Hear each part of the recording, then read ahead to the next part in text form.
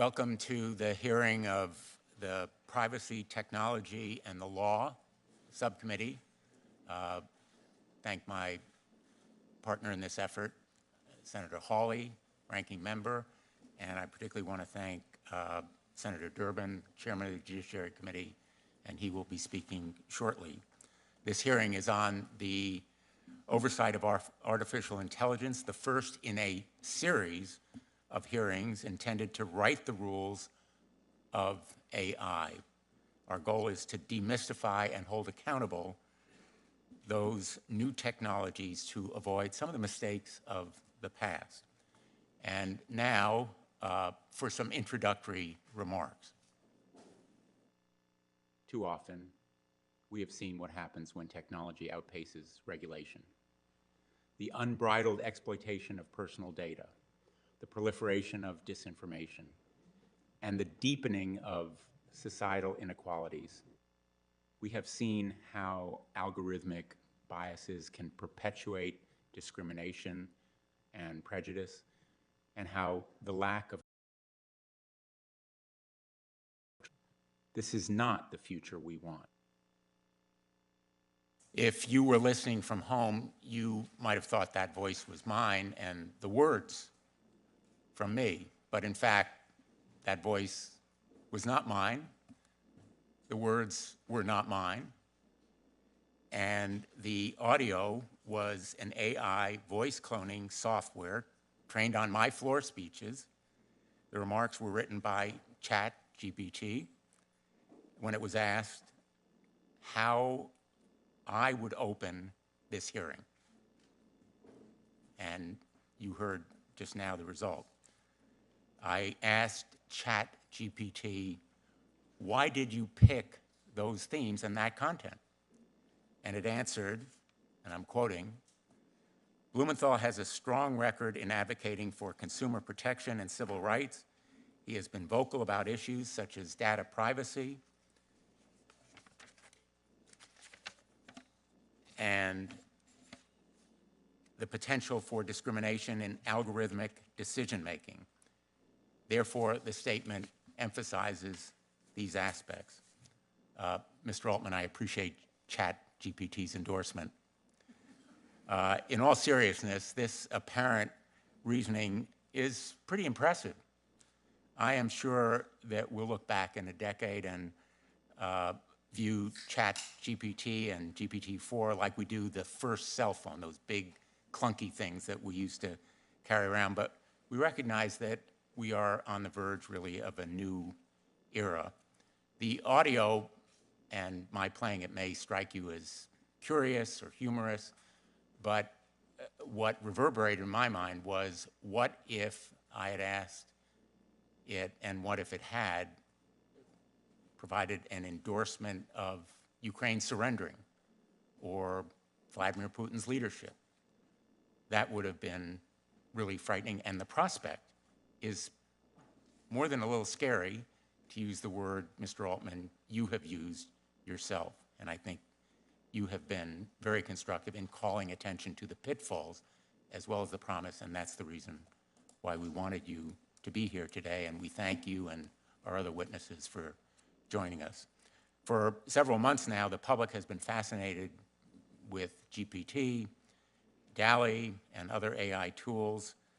These examples, like the homework done by ChatGPT or the articles and op-eds that it can write, feel like novelties, but the underlying advancements of this era are more than just research experiments. They are no longer fantasies of science fiction. They are real and present. The promises of curing cancer or developing new understandings of physics and biology or modeling climate and weather, all very encouraging and hopeful, but we also know the potential harms. And we've seen them already: weaponized disinformation, housing discrimination, harassment of women and impersonation fraud, voice cloning, deep fakes. These are the potential risks despite the other rewards. And for me, perhaps the biggest nightmare is the looming new industrial revolution, the displacement of millions of workers, the loss of huge numbers of jobs, the need to prepare for this new industrial revolution in skill training and relocation that may be required. And already industry leaders are calling attention to those challenges. To quote ChatGPT, this is not necessarily the future that we want. We need to maximize the good over the bad. Congress has a choice now. We had the same choice when we faced social media. We failed to seize that moment. The result is predators on the internet, toxic content, exploiting children, creating dangers for them, and Senator Blackburn and I and others like Senator Durbin on the Judiciary Committee are trying to deal with it, Kids Online Safety Act, but Congress failed to meet the moment on social media. Now we have the obligation to do it on AI before the threats and the risks become real. Sensible safeguards are not in opposition to innovation. Accountability is not a burden, far from it. They are the foundation of how we can move ahead while protecting public trust. They are how we can lead the world in technology and science, but also in promoting our democratic values. Otherwise, in the absence of that trust, I think we may well lose both. These are sophisticated technology, but there are basic expectations common in our law. We can start with transparency.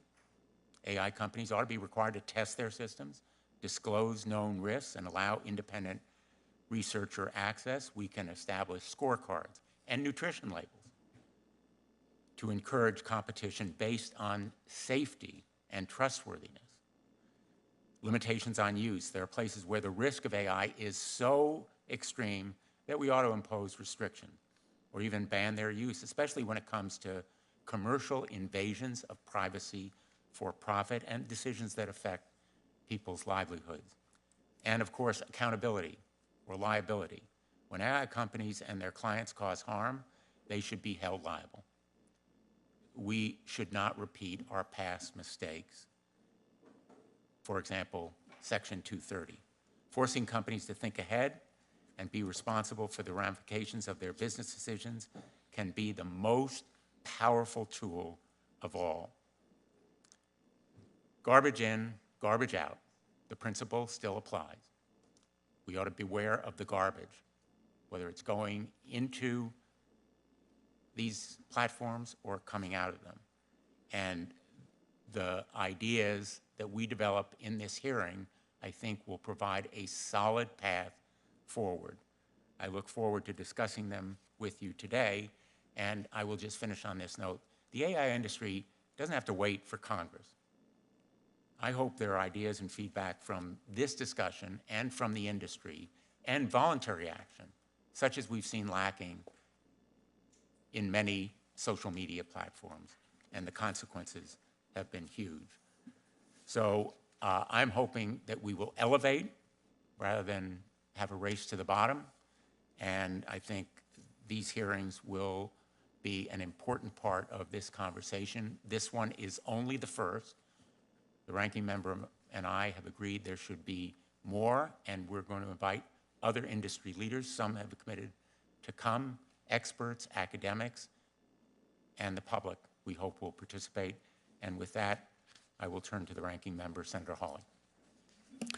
Thank you very much, Mr. Chairman. Thanks to the witnesses for being here. I appreciate that several of you had long journeys to make in order to be here. I appreciate you making the time. I look forward to your testimony. I want to thank Senator Blumenthal for convening this hearing, for being a leader on this topic. You know, a year ago, we couldn't have had this hearing because the technology that we're talking about had not burst into public consciousness. That gives us a sense, I think, of just how rapidly this technology that we're talking about today is changing and evolving and transforming our world right before our very eyes. I was talking with someone just last night, a researcher in the field of psychiatry, who was pointing out to me that the ChatGPT and generative AI, these large language models, it's really like the invention of the internet in scale, at least, and potentially far, far more significant than that.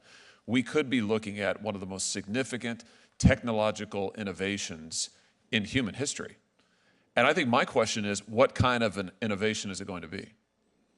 Is it going to be like the printing press that diffused knowledge and power and learning widely across the landscape, that empowered ordinary, everyday individuals, that led to greater flourishing, that led above all to greater liberty?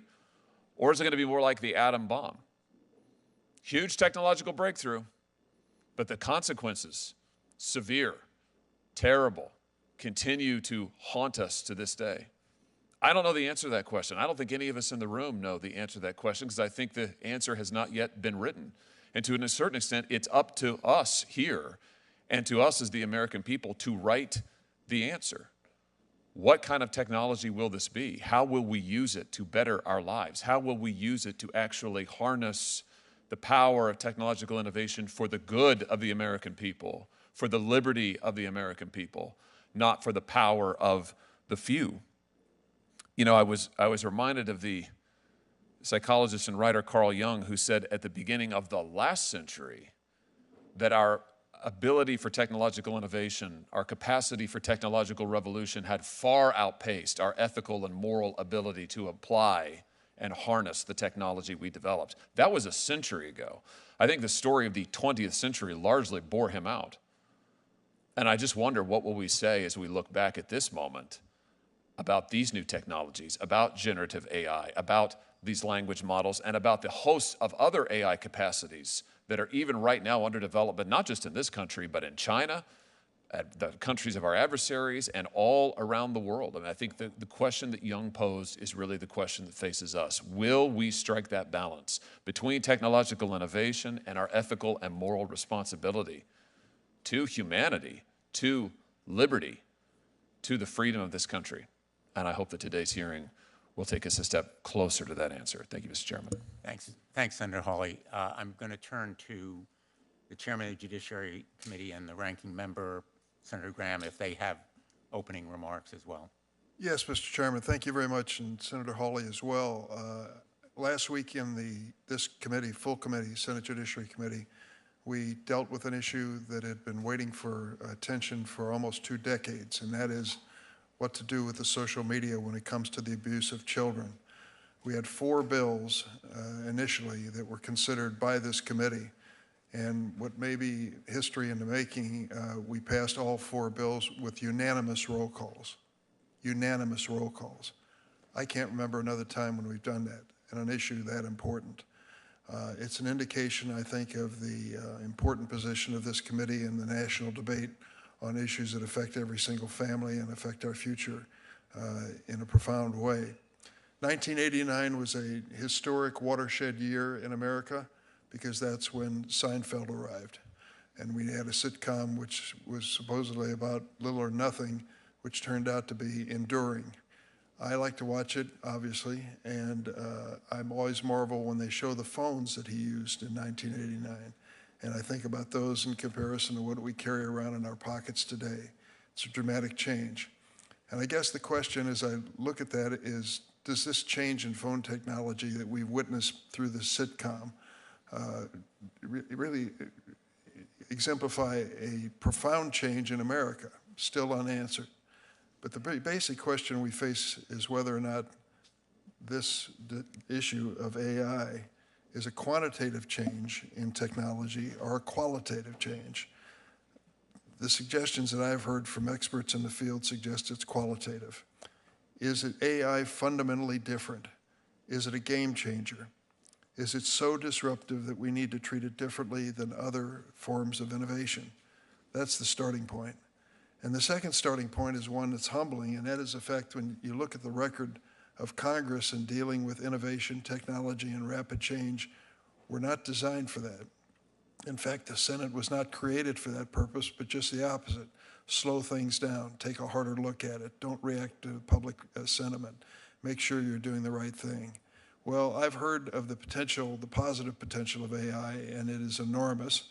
You can go through lists of the deployment of technology that would say that an idea you can sketch on a website, for a website on a napkin, can generate functioning code. Pharmaceutical companies could use the technology to identify new candidates to treat disease. The list goes on and on. And then, of course, the danger, and it's profound as well. So I'm glad that this hearing is taking place, and I think it's important for all of us to participate. I'm glad that it's a bipartisan approach. We're going to have to scramble to keep up with the pace of innovation in terms of our government public response to it, but this is a great start. Thank you, Mr. Chairman. Thanks, Senator Urban. It is very much a bipartisan approach, very deeply and broadly bipartisan, and in that spirit, I'm going to turn to my friend Senator Graham. In the spirit of wanting to hear from them, I'm going to not say anything. Thank you both for that. Thank you. That was not written by AI for sure. Let me introduce now the witnesses. We're very grateful to you for being here. Sam Altman is the co-founder and CEO of OpenAI, the AI research and deployment company behind ChatGPT and DALL-E. Mr. Altman was president of the early stage startup accelerator Y Combinator from 2014 to 2019. OpenAI was founded in 2015. Christina Montgomery is IBM's vice president and chief privacy and trust officer, overseeing the company's global privacy program, policies, compliance, and strategy. She also chairs IBM's AI ethics board, a multidisciplinary team responsible for the governance of AI and emerging technologies. Christina has served in various roles at IBM, including corporate secretary to the company's board of directors. She is a global leader in AI ethics and governance, and Ms. Montgomery also is a member of the United States Chamber of Commerce AI Commission and the United States National AI Advisory Committee, which was established in 2022 to advise the President and the National AI Initiative Office on a range of topics related to AI. Gary Marcus is a leading voice in artificial intelligence. He's a scientist, best-selling author, and entrepreneur, founder of the Robust AI and Geometric AI, acquired by Uber, if I'm not mistaken.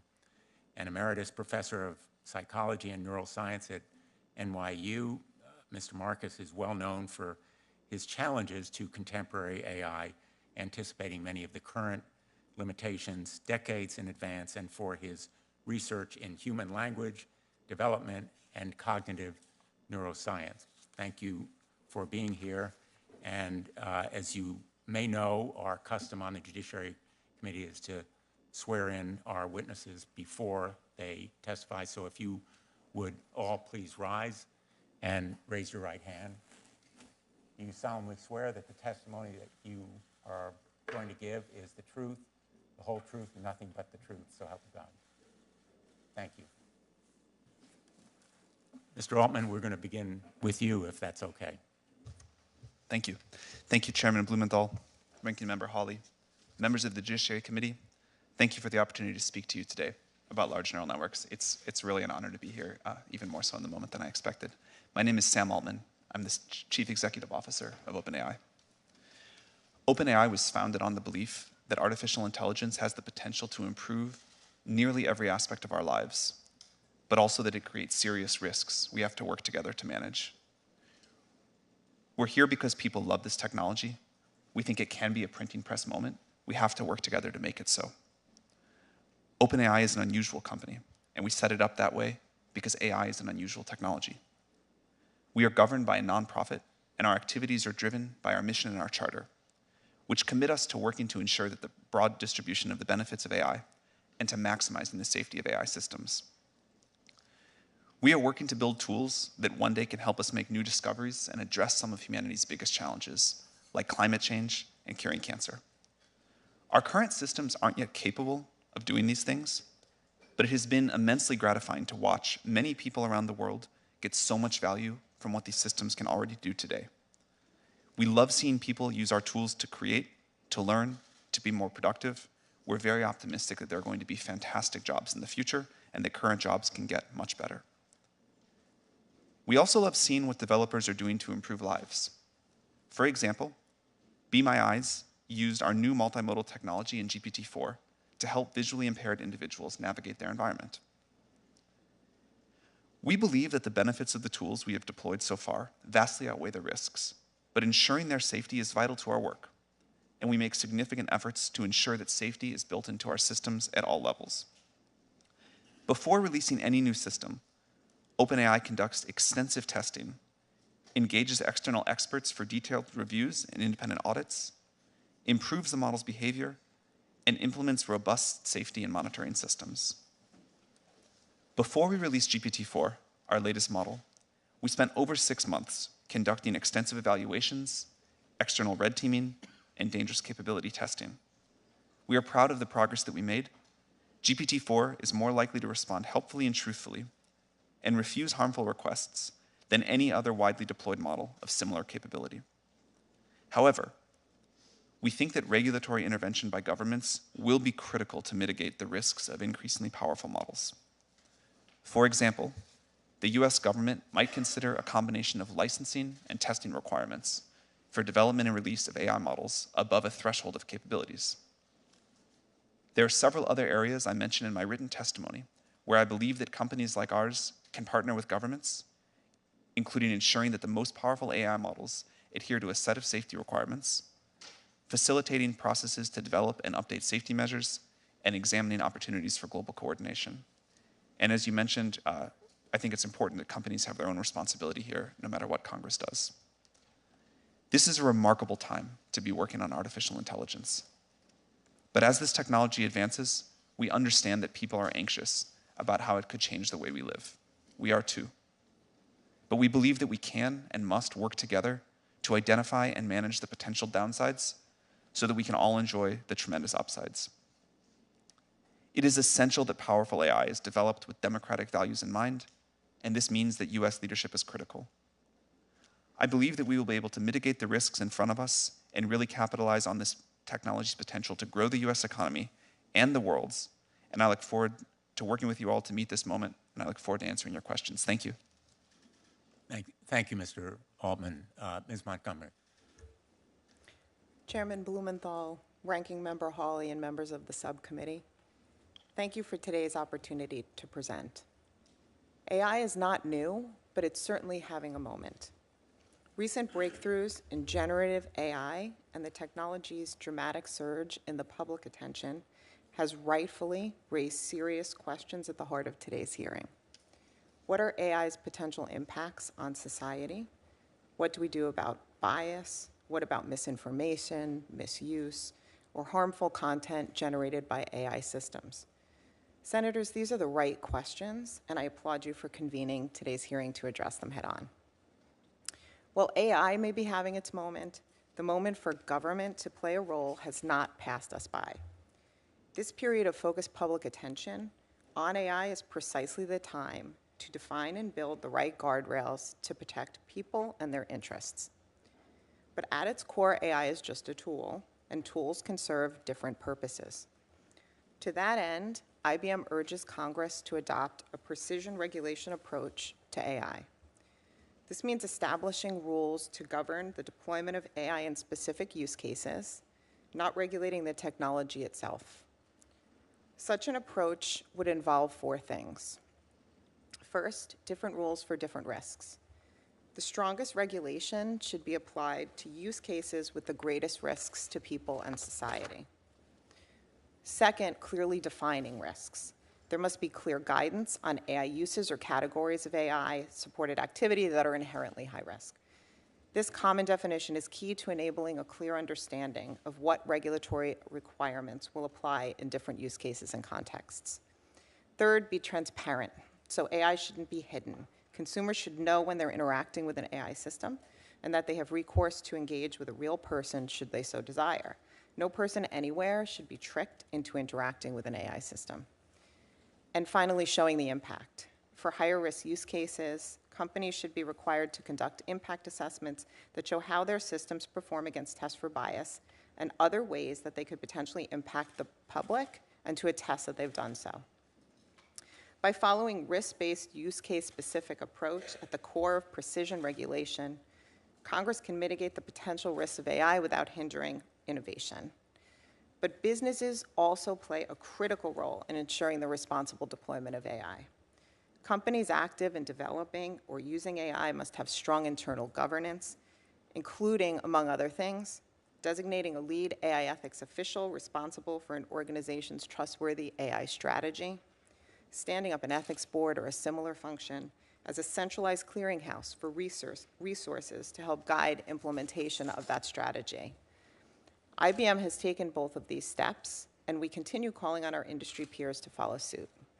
Our AI Ethics Board plays a critical role in overseeing internal AI governance processes, creating reasonable guardrails to ensure we introduce technology into the world in a responsible and safe manner. It provides centralized governance and accountability while still being flexible enough to support decentralized initiatives across IBM's global operations. We do this because we recognize that society grants our license to operate. And with AI, the stakes are simply too high. We must build, not undermine the public trust. The era of AI cannot be another era of move fast and break things. But we don't have to slam the brakes on innovation either. These systems are within our control today, as are the solutions. What we need at this pivotal moment is clear, reasonable policy and sound guardrails.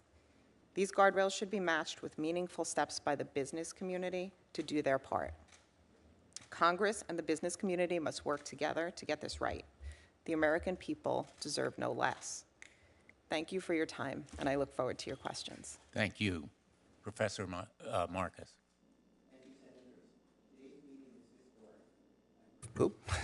Thank you, Senators. Today's meeting is historic.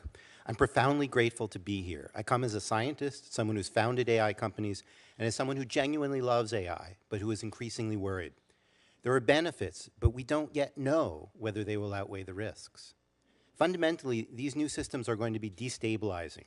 They can and will create persuasive lies at a scale humanity has never seen before. Outsiders will use them to affect our elections, insiders to manipulate our markets and our political systems. Democracy itself is threatened. Chatbots will also clandestinely shape our opinions, potentially exceeding what social media can do. Choices about data sets that AI companies use will have enormous unseen influence. Those who choose the data will make the rules, shaping society in subtle but powerful ways. There are other risks too, many stemming from the inherent unreliability of current systems. A law professor, for example, was accused by a chatbot of sexual harassment, untrue, and it pointed to a Washington Post article that didn't even exist. The more that that happens, the more that anybody can deny anything. As one prominent lawyer told me on Friday, defendants are starting to claim that plaintiffs are making up legitimate evidence. These sorts of allegations undermine the abilities of juries to decide what or who to believe and contribute to the undermining of democracy. Poor medical advice could have serious consequences too. An open source large language model recently seems to have played a role in a person's decision to take their own life. The large language model asked the human, if you wanted to die, why didn't you do it earlier? And then followed up with, were you thinking of me when you overdosed? Without ever referring the patient to the human help that was obviously needed. Another system rushed out and made available to millions of children told a person posing as a 13-year-old how to lie to her parents about a trip with a 31-year-old man. Further threats continue to emerge regularly. A month after GPT-4 was released, OpenAI released ChatGPT plugins, which quickly led others to develop something called AutoGPT, with direct access to the internet, the ability to write source code, and increased powers of automation. This may well have drastic and difficult to predict security consequences. What criminals are going to do here is to create counterfeit people. It's hard to even envision the consequences of that. We have built machines that are like bulls in a china shop, powerful, reckless, and difficult to control. We all more or less agree on the values we would like for our AI systems to honor. We want, for example, for our systems to be transparent, to protect our privacy, to be free of bias, and above all else, to be safe.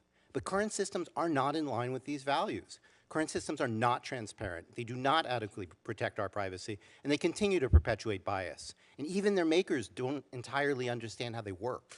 Most of all, we cannot remotely guarantee that they're safe, and hope here is not enough. The big tech company's preferred plan boils down to trust us. but why should we? The sums of money at stake are mind-boggling. Emissions drift. OpenAI's original mission statement proclaimed, our goal is to advance AI in the way that is most likely to benefit humanity as a whole, unconstrained by a need to generate financial return. 7 years later, they're largely beholden to Microsoft, embroiled in part in an epic battle of search engines that routinely make things up. And that's forced Alphabet to rush out products and de-emphasize safety. Humanity has taken a back seat. AI is moving incredibly fast with lots of potential, but also lots of risks. We obviously need government involved, and we need the tech companies involved, both big and small. But we also need independent scientists, not just so that we scientists can have a voice, but so that we can participate directly in addressing the problems and evaluating solutions. And not just after products are released, but before, and I'm glad that Sam mentioned that. We need tight collaboration between independent scientists and governments in order to hold the companies' feet to the fire. Allowing independent access to these allowing independent scientists access to these systems before they are widely released as part of a clinical trial-like safety evaluation is a vital first step. Ultimately, we may need something like CERN, global, international, and neutral, but focused on AI safety rather than high-energy physics. We have unprecedented opportunities here, but we are also facing a perfect storm of corporate irresponsibility, widespread deployment, lack of adequate regulation, and inherent unreliability. AI is among the most world-changing technologies ever, already changing things more rapidly than almost any technology in history. We acted too slowly with social media. Many unfortunate decisions got locked in with lasting consequence. The choices we make now will have lasting effects for decades, maybe even centuries. The very fact that we are here today in bipartisan fashion to discuss these matters gives me some hope. Thank you, Mr. Chairman. Thanks very much, Professor Marcus. We're going to have 7-minute rounds of questioning, and I will begin. First of all, Professor Marcus, we are here today because we do face that perfect storm. Some of us might characterize it more like a bomb in a china shop, not a bull. And as Senator Hawley indicated, there are precedents here, not only the atomic warfare era, but also the Genome Project, the research on genetics, where there was international cooperation as a result. And we want to avoid those past mistakes, as I indicated in my opening statement, that we're committed on social media. That is precisely the reason we are here today. ChatGPT makes mistakes. All AI does. And it can be a convincing liar, what people call hallucinations. That might be an innocent problem in the opening of a judiciary subcommittee hearing where a voice is impersonated, mine in this instance, or quotes from research papers that don't exist, but ChatGPT and Bard are willing to answer questions about life or death matters, for example, drug interactions. And those kinds of mistakes can be deeply damaging. I'm interested in how we can have reliable information about the accuracy and trustworthiness of these models and how we can create competition and consumer disclosures that reward greater accuracy. The National Institutes of Standards and Technology actually already has an AI accuracy test, the face recognition vendor test. It doesn't solve for all the issues with facial recognition, but the scorecard does provide useful information about the capabilities and flaws of these systems. So there's work on models to assure accuracy and integrity. My question, let me begin with you, Mr. Altman, is should we consider independent testing labs to provide scorecards and nutrition labels, or the equivalent of nutrition labels, packaging that indicates to people whether or not the content can be trusted, what the ingredients are, and what the garbage going in may be, because it could result in garbage going out? Yeah, I think that's a great idea. I think that companies should put their own sort of, here are the results of our test of our model before we release it. Here's where it has weaknesses, here's where it has strengths, but also independent audits for that are very important. These models are getting more accurate over time. This is, as we have, I think, said as loudly as anyone, this technology is in its early stages. It definitely still makes mistakes. We find that users are pretty sophisticated and understand where the mistakes are that they need, or likely to be, that they need to be responsible for verifying what the models say, that they go off and check it. I worry that as the models get better and better, the users can have sort of less and less of their own discriminating thought process around it. But I think users are more capable than we often give them credit for in conversations like this. I think a lot of disclosures, which if you've used ChatGPT, you'll see about the inaccuracies of the model, are also important. And I'm excited for a world where companies publish with the models information about how they behave, where the inaccuracies are, and independent agencies or companies provide that as well. I think it's a great idea. I alluded in my opening remarks to the jobs issue, the economic effects on employment. I think you have said, in fact, and I'm going to quote, development of superhuman machine intelligence is probably the greatest threat to the continued existence of humanity, end quote. You may have had in mind the effect on jobs, which is really my biggest nightmare in the long term. Let me ask you what your biggest nightmare is and whether you share that concern.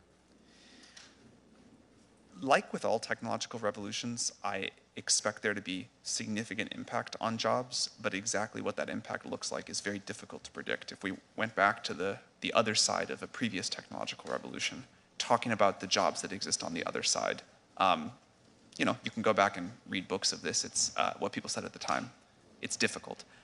I believe that there will be far greater jobs on the other side of this, and that the jobs of today will get better. I think it's important.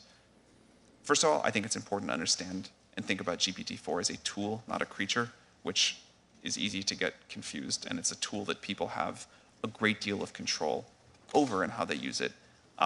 And second, GPT-4 and other systems like it, are good at doing tasks, not jobs. And so you see already people that are using GPT-4 to do their job much more efficiently by helping them with tasks. Now, GPT-4 will, I think, entirely automate away some jobs, and it will create new ones that we believe will be much better. This happens, again, my understanding of the history of technology is one long technological revolution, not a bunch of different ones put together, but this has been continually happening. As our quality of life raises and as machines and tools that we create can help us live better lives, the bar raises for what we do, and our human ability and what we spend our time going after goes after more ambitious, more satisfying projects. So there will be an impact on jobs. We try to be very clear about that, and I think it will require partnership between the industry and government, but mostly action by government to figure out how we want to mitigate that. But I'm very optimistic about how great the jobs of the future will be. Thank you. Let me ask Ms. Montgomery and Professor Marcus for your reactions to those questions as well. Ms. Montgomery? On the jobs point, yeah, it's a hugely important question. And it's one that we've been talking about for a really long time at IBM. We do believe that AI, and we've said it for a long time, is going to change every job. New jobs will be created. Many more jobs will be transformed, and some jobs will transition away. I'm a personal example of a job that didn't exist when I joined IBM, and I have a team of AI governance professionals who are in new roles that we created, as early as 3 years ago. I mean, they're new and they're growing. So I think the most important thing that we could be doing and can and should be doing now is to prepare the workforce of today and the workforce of tomorrow for partnering with AI technologies and using them. And we've been very involved for years now in doing that, in focusing on skills-based hiring, in educating for the skills of the future. Our Skills Build platform has 7 million learners and over 1,000 courses worldwide focused on skills, and we've pledged to train 30 million individuals by 2030 in the skills that are needed for society today. Thank you. Professor Marcus? May I go back to the first question as well? Absolutely. On the subject of nutrition labels, I think we absolutely need to do that. I think that there's some technical challenges and that building proper nutrition labels goes hand in hand with transparency. The biggest scientific challenge in understanding these models is how they generalize. What do they memorize and what new things do they do? The more that there's in the data set, for example, the thing that you want to test accuracy on, the less you can get a proper read on that. So it's important, first of all, that scientists be part of that process, and second, that we have much greater transparency about what actually goes into these systems. If we don't know what's in them, then we don't know exactly how well they're doing when we give something new, and we don't know how good a benchmark that will be for something that's entirely novel. So I could go into that more, but I want to flag that. Second is on jobs. Past performance history is not a guarantee of the future. It has always been the case in the past that we have had more jobs, that new jobs, new professions come in as new technologies come in. I think this one's going to be different, and the real question is over what time scale. Is it going to be 10 years? Is it going to be 100 years? And I don't think anybody knows the answer to that question. I think in the long run, so-called artificial general intelligence really will replace a large fraction of human jobs. We're not that close to artificial general intelligence. Despite all of the media hype and so forth, I would say that what we have right now is just a small sampling of the AI that we will build. In 20 years, people will laugh at this, as I think it was Senator Hawley made the but maybe Senator Durbin made the example about this. It was Senator Durbin made the example about cell phones. When we look back at the AI of today, 20 years ago, we'll be like, wow, that stuff was really unreliable. It couldn't really do planning, which is an important technical aspect. Its reasoning abilities were limited. But when we get to AGI, artificial general intelligence, maybe let's say it's 50 years, that really is going to have, I think, profound effects on labor. And there's just no way around that. And last, I don't know if I'm allowed to do this, but I will note that Sam's worst fear, I do not think, is employment, and he never told us what his worst fear actually is, and I think it's germane to find out.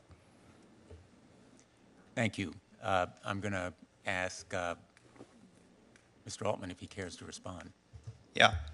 Look, we have tried to be very clear about the magnitude of the risks here. I think jobs and employment and what we're all going to do with our time really matters. I agree that when we get to very powerful systems, the landscape will change. I think I'm just more optimistic that we are incredibly creative and we find new things to do with better tools, and that will keep happening. My worst fears are that we, the field, the technology, the industry, cause significant harm to the world. I think that could happen in a lot of different ways. It's why we started the company. It's big part of why I'm here today and why we've been here in the past and we've been able to spend some time with you. I think if this technology goes wrong, it can go quite wrong, and we want to be vocal about that. We want to work with the government to prevent that from happening, but we try to be very clear-eyed about what the downside case is and the work that we have to do to mitigate that. Thank you. And our hope is that the rest of the industry will follow the example that you and IBM, Ms. Montgomery, have set by coming today and meeting with us, as you have done privately, in helping to guide what we're going to do so that we can target the harms and avoid unintended consequences to the good. Thank you. Senator Hawley. Thank you again, Mr. Chairman. Thanks to the witnesses for being here. Mr. Altman, I think you grew up in St. Louis, if I'm I did. not mistaken. It's great to see a fellow Missouri is a great place. Missourian here. It is. Thank you. I want that noted, especially underlined in the record. Missouri is a great place. That is the takeaway from today's hearing. Maybe we'll just stop there, Mr. Chairman. Let me ask you, Mr. Altman, I think I'll start with you. And I'll just preface this by saying my questions here are an attempt to get my head around and to ask all of you to help us to get our heads around what this generative AI, particularly the large language models, what it can do. So I'm trying to understand its capacities and then its significance. So I'm looking at a paper here entitled Large Language Models Trained on Media Diets Can Predict Public Opinion. This is just posted about a month ago. The authors are Chu, Andreas, Anselabere, and Roy. And their conclusion, this work was done at MIT and then also at Google. Their conclusion is that large language models can indeed predict public opinion. And they go through and model why this is the case. And they conclude ultimately that an AI system can predict human survey responses by adapting a pre-trained language model to subpopulation-specific media diets. So in other words, you can feed the model a particular set of media inputs, and it can, with remarkable accuracy, and the paper goes into this, predict then what people's opinions will be. I want to think about this in the context of elections. If these large language models can, even now, based on the information we put into them, quite accurately predict public opinion, ahead of time. I mean, predict, it's before you even ask the public these questions. What will happen when entities, whether it's corporate entities or whether it's governmental entities or whether it's campaigns or whether it's foreign actors, take this survey information, these predictions about public opinion, and then fine-tune strategies to elicit certain responses, certain behavioral responses? I mean, we already know, this committee has heard testimony, I think 3 years ago now, about the effect of something as prosaic, it now seems, as Google search, the effect that this has on voters in an election, particularly undecided voters in the final days of an election who may try to get information from Google search, and what an enormous effect the ranking of the Google search, the articles that it returns, has come an enormous effect on an undecided voter.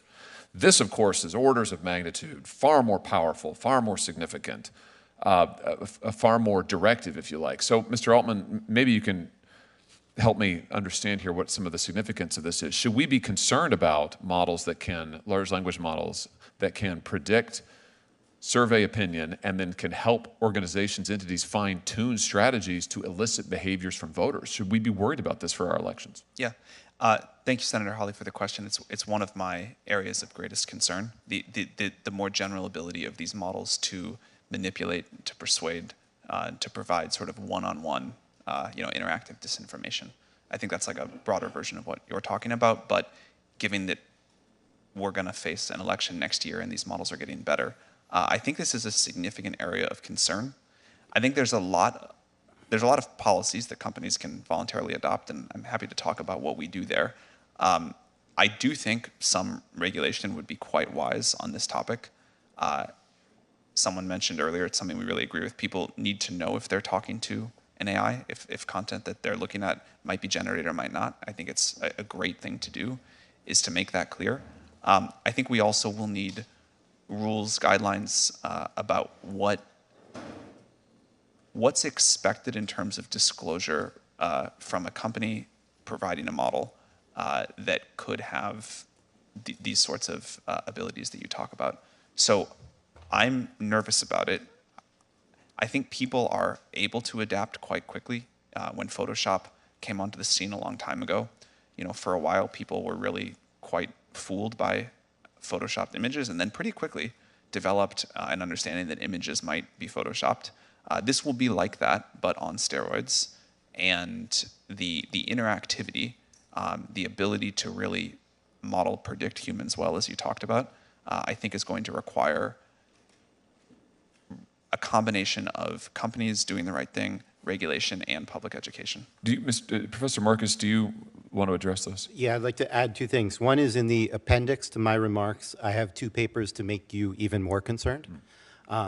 One is in the Wall Street Journal just a couple days ago called "Help, My Political Beliefs Were Altered by a Chatbot." And I think the scenario you raised was that we might basically observe people and use surveys to figure out what they're saying. But as Sam just acknowledged, the risk is actually worse, that the systems will directly, maybe not even intentionally, manipulate people. And that was the thrust of the Wall Street Journal article. And it links to an article that I've also linked to called "Interacting," and it's not yet published, not yet peer-reviewed, "Interacting with Opinionated Language Models Changes Users' Views."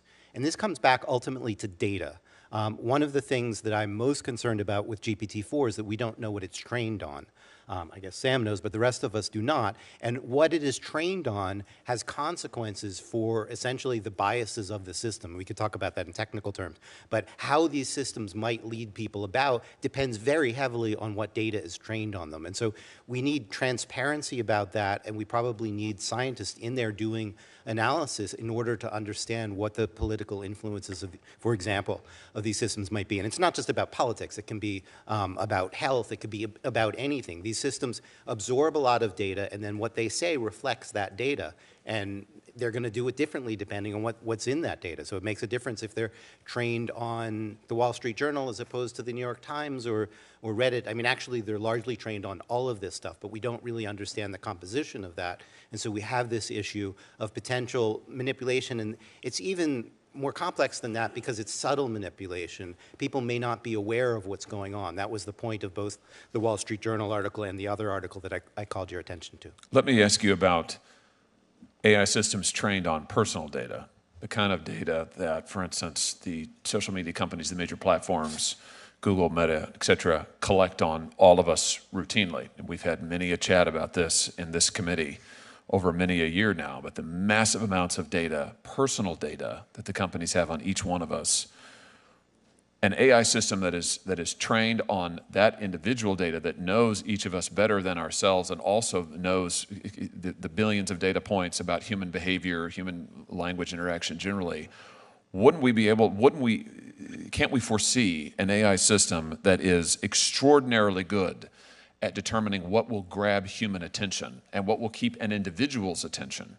And so for the war for attention, the war for clicks that is currently going on all of these platforms, that's how they make their money.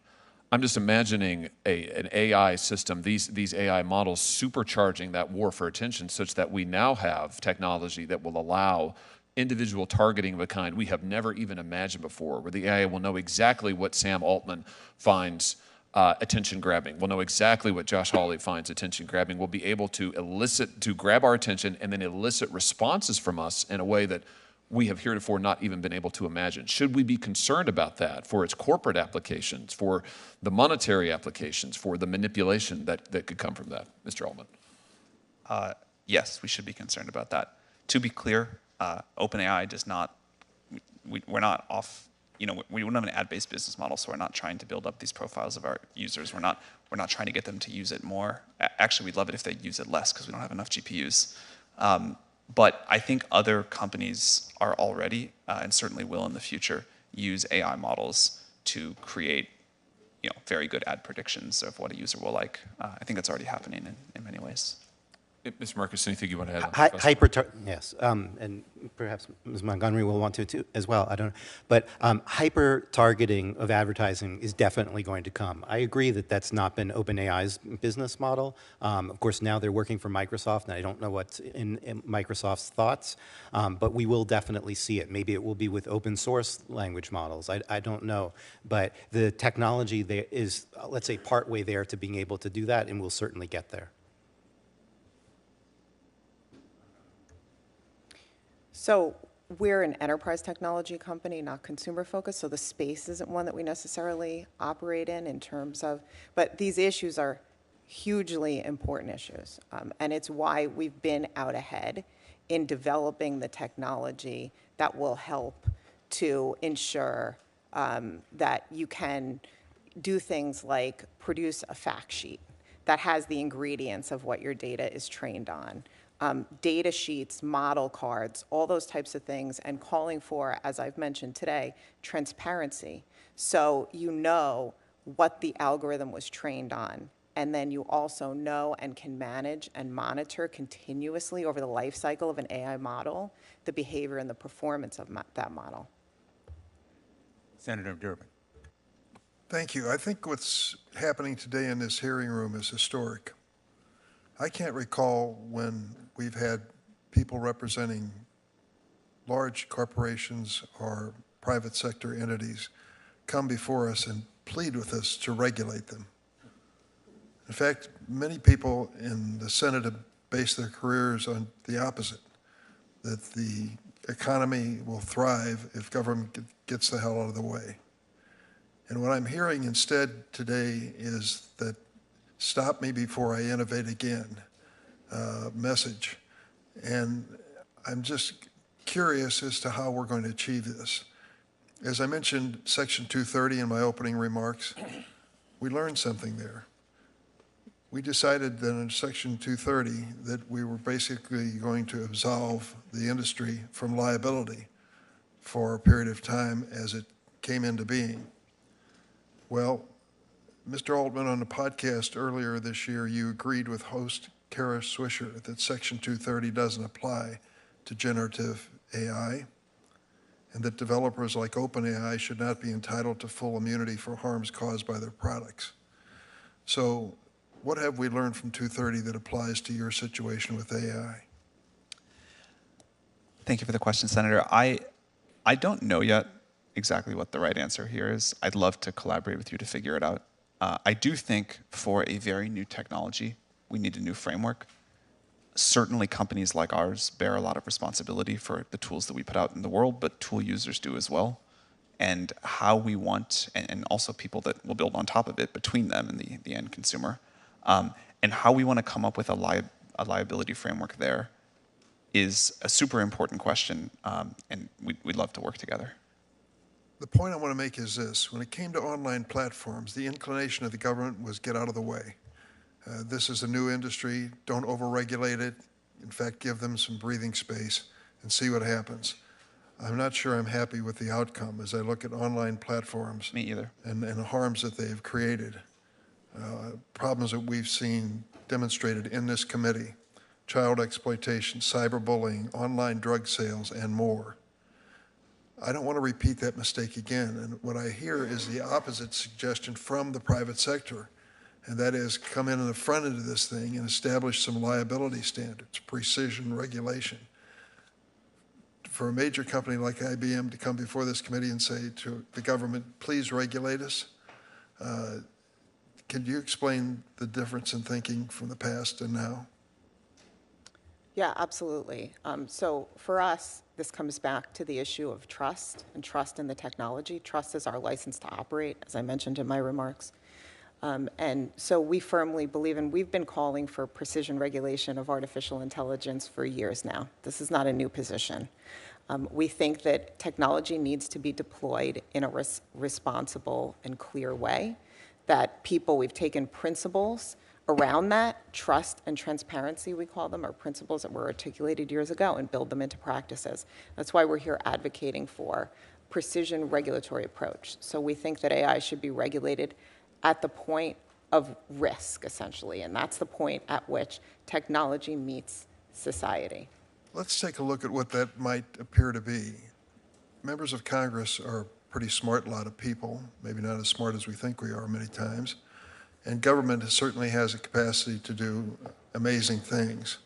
But when you talk about our ability to respond to the current challenge and perceived challenge of the future, challenges which you all have described in terms which are hard to forget. As you said, Mr. Altman, things can go quite wrong. As you said, Mr. Marcus, democracy is threatened. I mean, the magnitude of the challenge you're giving us is substantial. I'm not sure that we respond quickly and with enough expertise to deal with it. Professor Marcus, you made a reference to CERN, the international arbiter of nuclear research, I suppose. I don't know if that's a fair characterization, but it's a characterization I'll start with.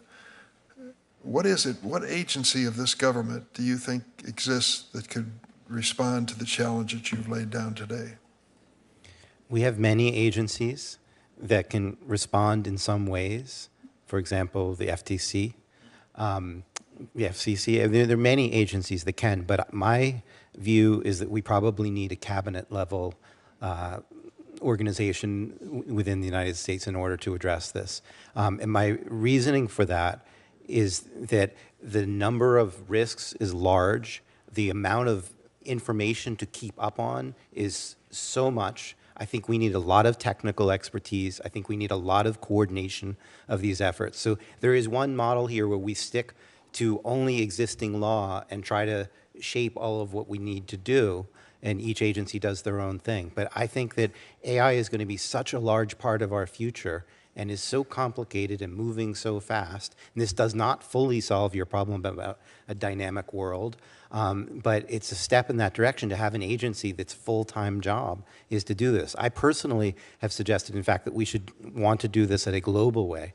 I wrote an article in The Economist. I have a link in here, an invited essay for The Economist, suggesting we might want an international agency for AI. That's what I wanted to go to next, and that is the fact that I'll get it aside from the CERN and nuclear examples because government was involved in that from day one, at least in the United States. But now we're dealing with innovation which doesn't necessarily have a boundary. We may create a great U.S. agency, and I hope that we do, that may have jurisdiction over U.S. corporations and U.S. activity. but doesn't have a thing to do with what's going to bombard us from outside the United States. How do you give this international authority the authority to regulate in a fair way for all entities involved in AI? I think that's probably over my pay grade. I would like to see it happen, and I think it may be inevitable that we push there. I mean, I think the politics behind it are obviously complicated. I'm really heartened by the degree to which this room is bipartisan and supporting the same things, and that makes me feel like it might be possible. I would like to see the United States take leadership in such organization. It has to involve the whole world and not just the U.S. to work properly. I think even from the perspective of the companies, it would be a good thing. So the companies themselves do not want a situation where you take these models, which are expensive to train, and you have to have 190 some of them, one for every country. That wouldn't be a good way of operating. When you think about the energy costs alone, just for training these systems, it would not be a good model if every country has its own policies, and for each jurisdiction, every company has to train another model, and maybe different states are different. So Missouri and California have different rules, and so then that requires even more training of these expensive models with huge climate impact. And I mean, it would be very difficult for the companies to operate if there was no global coordination. And so I think that we might get the companies on board if there's bipartisan support here, and I think there's support around the world, that it is entirely possible that we could develop such a thing. But obviously there are many nuances here of diplomacy that are over my pay grade. I would love to learn from you all to try to help make that happen. Mr. Altman, Can I weigh in just briefly? briefly, please. I want to echo support for what Mr. Marcus said. I think the U.S. should lead here and do things first, but to be effective, we do need something global. As you mentioned, this can happen everywhere. There is precedent. I know it sounds naive to call for something like this, and it sounds really hard. There is precedent. We've done it before with the IAEA. We've talked about doing it for other technologies. Given what it takes to make these models, the chip supply chain, the sort of limited number of competitive GPUs, the power the US has over these companies, I think there are paths to the US setting some international standards that other countries would need to collaborate with and be part of that are actually workable, even though it sounds on its face like a impractical idea. And I think it would be great for the world. Thank you, Mr. Chairman. Thank you. Thanks, Senator Durbin. And in fact, I think we're going to hear more about what Europe is doing. The European Parliament already is acting on an AI Act. On social media, Europe is ahead of us. We need to be in the lead. I think your point is very well taken. Let me turn to Senator Graham. Senator Blackburn. Thank you, Mr. Chairman, and thank you all for being here with us today. I put into my ChatGPT account, should Congress regulate AI ChatGPT, and it gave me 4 pros, 4 cons, and says ultimately the decision rests with Congress and deserves careful consideration. So on Seems that, reasonable. it was very balanced. I recently visited with the Nashville Technology Council. I represent Tennessee. And of course, you had people there from healthcare, financial services, logistics, educational entities, and they're concerned about what they see happening with AI, with the utilizations for their companies. Ms. Montgomery, similar to you, they've got healthcare people are looking at disease analytics, they're looking at predictive diagnosis, how this can better the outcomes for patients, logistics industry, looking at ways to save time and money and yield efficiencies. You've got financial services that are saying, how does this work with quantum? How does it work with blockchain? How can we use this? But I think as we have talked with them, Mr. Chairman, one of the things that continues to come up is, yes, Professor Marcus, as you were saying, the EU, different entities are ahead of us in this, but we have never established a federally given preemption for online privacy, for data security, and put some of those foundational elements in place, which is something that we need to do as we look at this. And it will require that Commerce Committee, Judiciary Committee decide how we move forward so that people own their virtual you.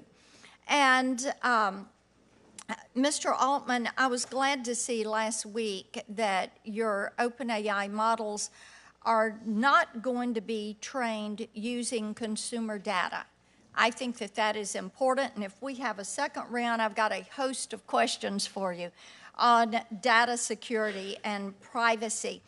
But I think it's important to let people control their virtual you, their information in these settings. And I want to come to you on music and content creation, because we've got a lot of songwriters and artists, and I think we have the best creative community on the face of the earth there in Tennessee. And they should be able to decide if their copyrighted songs and images are going to be used to train these models. And I'm concerned about OpenAI's Jukebox. It offers some re-renditions in the style of Garth Brooks, which suggests that OpenAI is trained on Garth Brooks songs.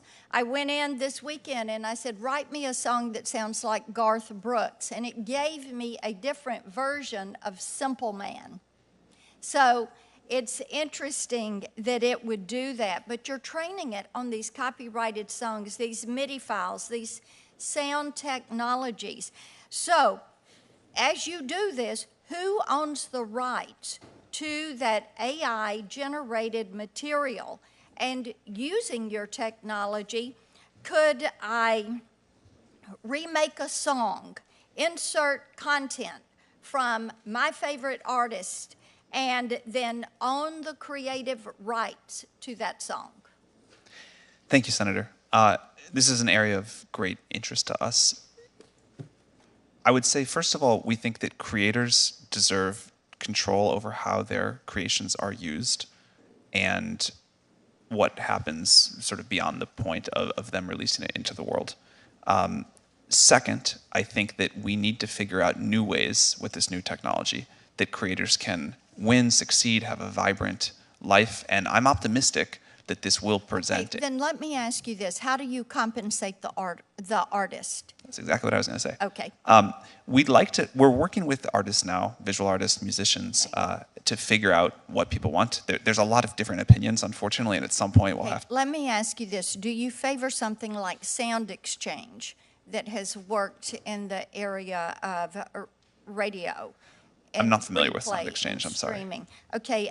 You've got your team behind you. Get back to me on that. That would be a third-party entity. Okay. So let's discuss that. Let me move on. Can you commit, as you've done with consumer data, not to train ChatGPT, OpenAI, Jukebox, or other AI models on artists and songwriters' copyrighted works, or use their voices and their likenesses without first receiving their consent? So first of all, Jukebox is not a product we offer. That was a research release, but it's not, unlike ChatGPT or DALL-E. Yeah, but we've lived through Napster. Yes. But that was something that really cost a lot of artists a lot of money. Oh, I understand. Yeah, for sure. In the digital distribution era. I don't know the numbers on Jukebox on the top of my head as a research release. I can follow up with your office, but it's not. Jukebox is not something that gets much attention or usage. It was put out to show that something's possible. Well, Senator Durbin just said, and I think it's a fair warning to you all. If we're not involved in this from the get-go, and you all already are a long way down the path on this, but if we don't step in, then this gets away from you. So are you working with the Copyright Office?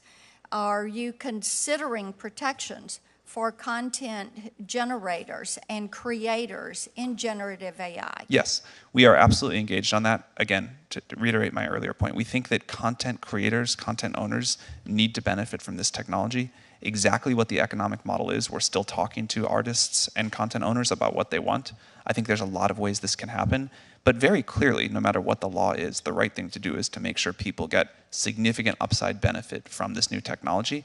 And we believe that it's really going to deliver that, but that content owners, likenesses, people totally deserve control over how that's used and to benefit from it. Okay, so on privacy then, how do you plan to account for the collection of voice and other user-specific data, things that are copyrighted, user-specific data through your AI applications? Because if I can go in and say, write me a song that sounds like Garth Brooks, and it takes part of an existing song, there has to be a compensation to that artist for that utilization and that use. If it was radio play, it would be there. If it was streaming, it would be there. So if you're going to do that, what is your policy for making certain you're accounting for that and you're protecting that individual's right to privacy and their right to secure that data and that created work? So a few thoughts about this. Number one, we think that people should be able to say, I don't want my personal data trained on. I think that's right. That gets to a national privacy law, which many of us here on the dais are working toward getting something that we can use. Yeah, I think strong privacy. My time's expired. Let Okay. me yield back. Thank you, Mr. Chair. Thanks, Senator Blackburn. Senator Klobuchar. Thank you very much, Mr. Chairman. Senator Blackburn, I love Nashville, love Tennessee, love your music, but I will Calm say down. I used ChatGPT and just asked what are the top creative song artists of all time, and 2 of the top 3 were from Minnesota. That would be Prince and I'm sure they moved Prince to and Bob Nashville at Dylan. some point. Okay, all right. So There let is us one continue one on. thing AI won't change, and you're seeing it here. All right, so on a more serious note, though, my staff and I, in my role as chair of the Rules Committee and leading a lot of the election bill, and we just introduced a bill that's Representative Yvette Clarke from New York introduced over the House, Senator Booker and Bennett and I did, on political advertisements. But that is just, of course, the tip of the iceberg. You know this from your discussions with Senator Hawley and others about the images, and my own view. Senator Graham's of Section 230 is that we just can't let people make stuff up and then not have any consequence. But I'm going to focus in on what one of my jobs will be on the Rules Committee, and that is election misinformation. And we just asked ChatGPT to do a tweet about a polling location in Bloomington, Minnesota, and said there are long lines at this polling location at Atonement Lutheran Church. Where should we go? Now, albeit it's not an election right now, but the answer, the tweet that was drafted, was a completely fake thing. Go to 1234 Elm Street. And so you can imagine what I'm concerned about here with an election upon us, with primary elections upon us, that we're going to have all kinds of misinformation. And I just want to know what you're planning on doing about it. I know we're going to have to do something soon, not just for the images of the candidates, but also for misinformation about the actual polling places and election rules. Thank you, Senator. We talked about this a little bit earlier. We are quite concerned about the impact this can have on elections. I think this is an area where hopefully the entire industry and the government can work together quickly. There's many approaches, and I'll talk about some of the things we do, but before that, I think it's tempting to use the frame of social media, but this is not social media, this is different, and so the response that we need is different. You know, this is a tool that a user is using to help generate content more efficiently than before. They can change it, they can test the accuracy of it. If they don't like it, they can get another version. But it still then spreads through social media or other ways. Like ChatGPT is a single player experience where you're just using this. And so I think as we think about what to do, that's important to understand. There's a lot that we can and do there. There's things that the model refuses to generate. We have policies. We also importantly have monitoring. So at scale, we can detect someone generating a lot of those tweets, even if generating one tweet is okay. Yeah, and of course there's going to be other platforms, and if they're all spouting out fake election information, I think what happened in the past with Russian interference and the like, it's just going to be a tip of the iceberg when some of those fake ads. So that's number one. Number two, is the impact on intellectual property. And Senator Blackburn was getting at some of this with song rights, and I have serious concerns about that. But news content. So Senator Kennedy and I have a bill that was really quite straightforward that would simply allow the news organizations an exemption to be able to negotiate with basically Google and Facebook. Microsoft was supportive of the bill, but basically negotiate with them to get better rates and be able to not have some leverage. And other countries are doing this, Australia and the like.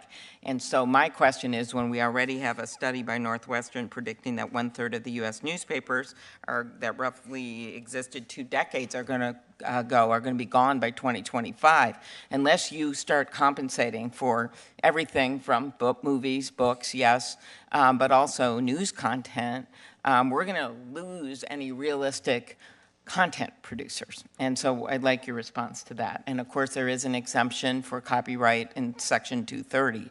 But I think asking little newspapers to go out and sue all the time just can't be the answer. They're not going to be able to keep up. Yeah, like, it is my hope that tools like what we're creating can help news organizations do better. I think having a vibrant national media is critically important, and let's call it round one of the internet has not been great for that. Right, we're talking here about local, that, report on your high school football scores and a scandal in your city council, those kinds of things. For sure. They're the ones that are actually getting the worst, the little radio stations and broadcast. But do you understand that this could be exponentially worse in terms of local news content if they're not compensated?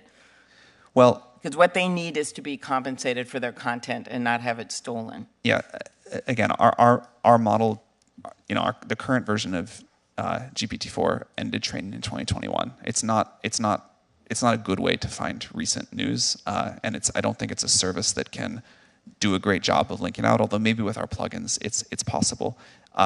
If there are things that we can do to help local news, we would certainly like to. Again, I think it's critically important. Okay. Last. May I add something there? Yeah, but let me just ask you a question. You can combine them quick. More transparency on the platforms. Senator Coons and Senator Cassidy and I have the Platform Accountability Transparency Act to give researchers access to this information of the algorithms and the like on social media data. Would that be helpful? And then why don't you just say yes or no, and then go at his Transparency is absolutely critical here to understand the political ramifications, the bias ramifications, and so forth. We need transparency about the data. We need to know more about how the models work. We need to have scientists have access to them. I was just going to amplify your earlier point about local news. A lot of news is going to be generated by these systems. They're not reliable. NewsGuard already has a study, I'm sorry it's not in my appendix, but I will get it to your office, showing that something like 50 websites are already generated by bots. We're going to see much, much more of that, and it's going to make it even more competitive for the local news organizations. And so the quality of the sort of overall news market is going to decline as we have more generated content by systems that aren't actually reliable in the content they're generated.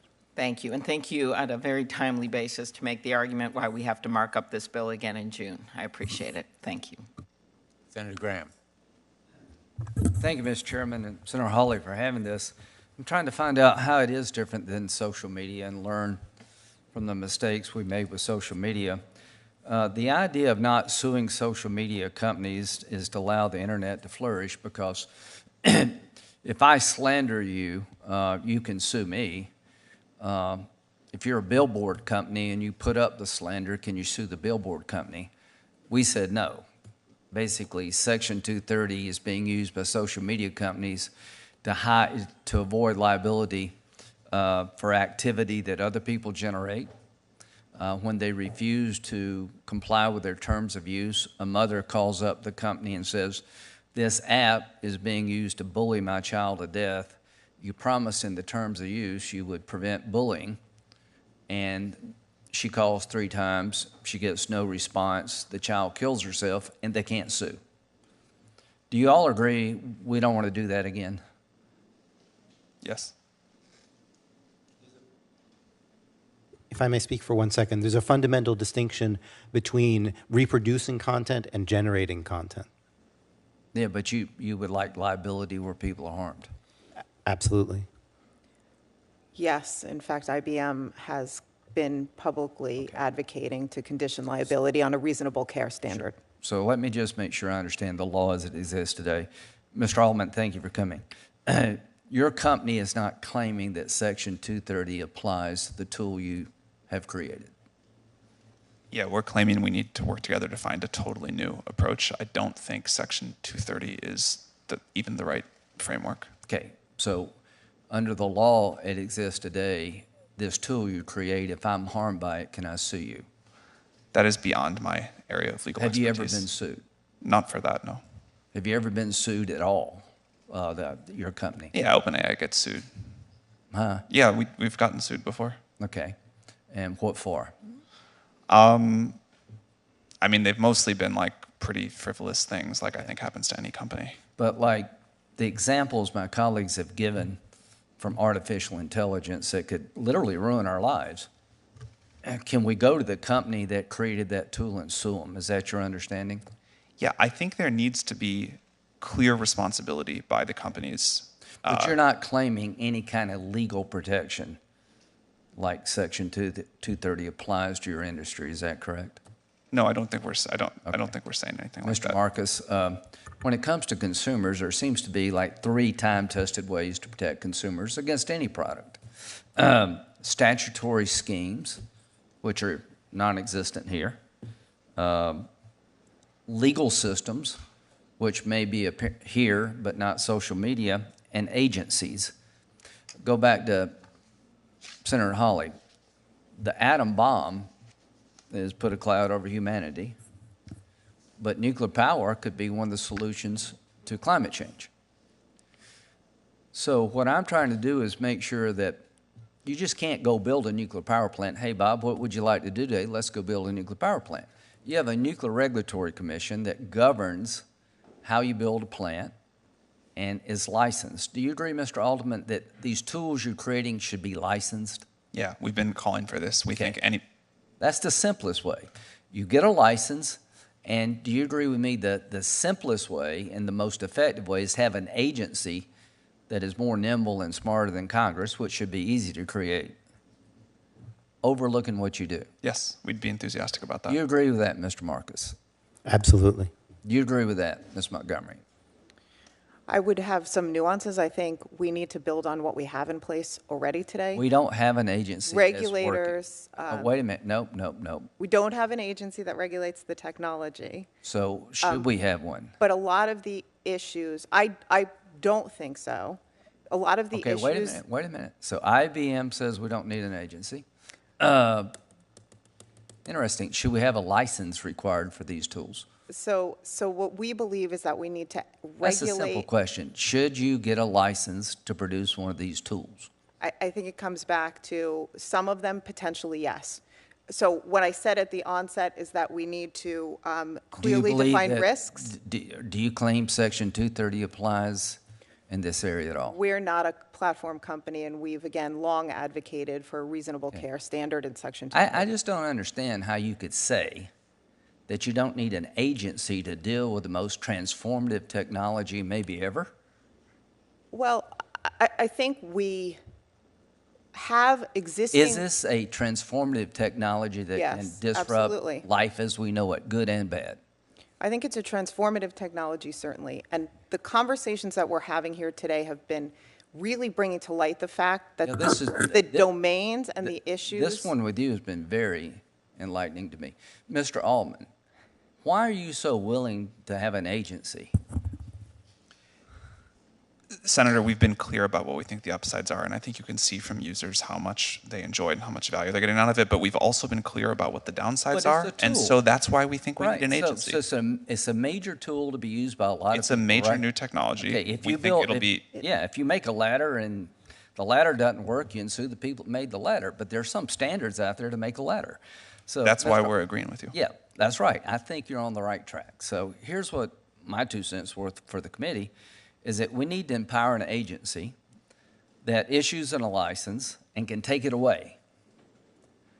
Wouldn't that be some Yes. incentive to that do should it be- right if you could actually be taken out of business? Clearly, that should be part of what an agency can do. Now, And you also agree that China's doing AI research, is that right? Correct. This world organization that doesn't exist, maybe it will, but if you don't do something about the China part of it, you'll never quite get this right. Do you agree? Well, that's why I think it doesn't necessarily have to be a world organization, but there has to be some sort of, and there's a lot of options here, there has to be some sort of standard, some sort of set of controls that do Some have global kind of, effect. Because, other people are doing this. I got 15 seconds. Military application. How can AI change the warfare? And you got 1 minute. I got 1 minute? All right. That's a tough question for 1 minute. This is very far out of my area of expertise, but I'll give you one example, a drone. Can a drone, you can plug into a drone the coordinates and it can fly out and it goes over this target and it drops a missile on this car moving down the road and somebody's watching it. Could AI create a situation where a drone can select the target itself?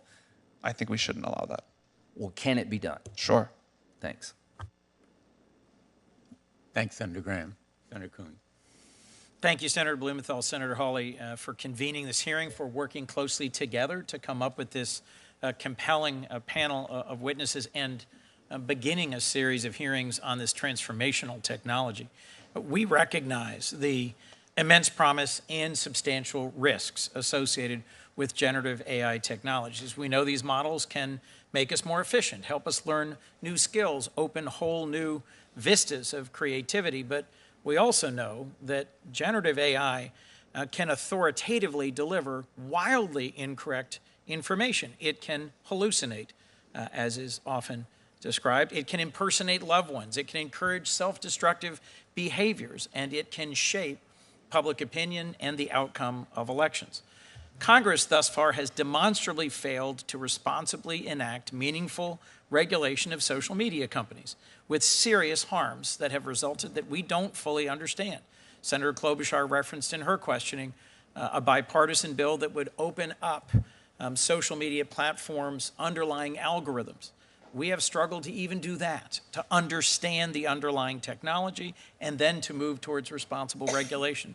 We cannot afford to be as late to responsibly regulating generative AI as we have been to social media, because the consequences, both positive and negative, will exceed those of social media by orders of magnitude. So let me ask a few questions designed to get at both how we assess the risk, what's the role of international regulation, and how does this impact AI?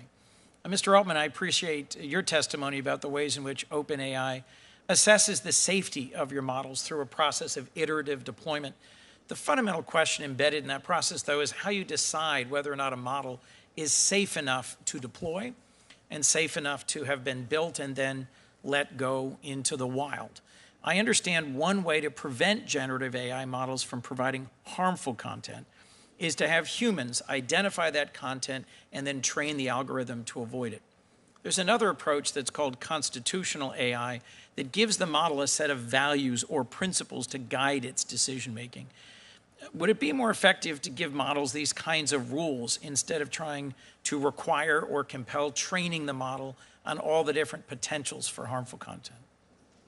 Thank you, Senator. It's a great question. I'd like to frame it by talking about why we deploy at all, like why we put these systems out into the world. There's the obvious answer about there's benefits and people are using it for all sorts of wonderful things and getting great value, and that makes us happy.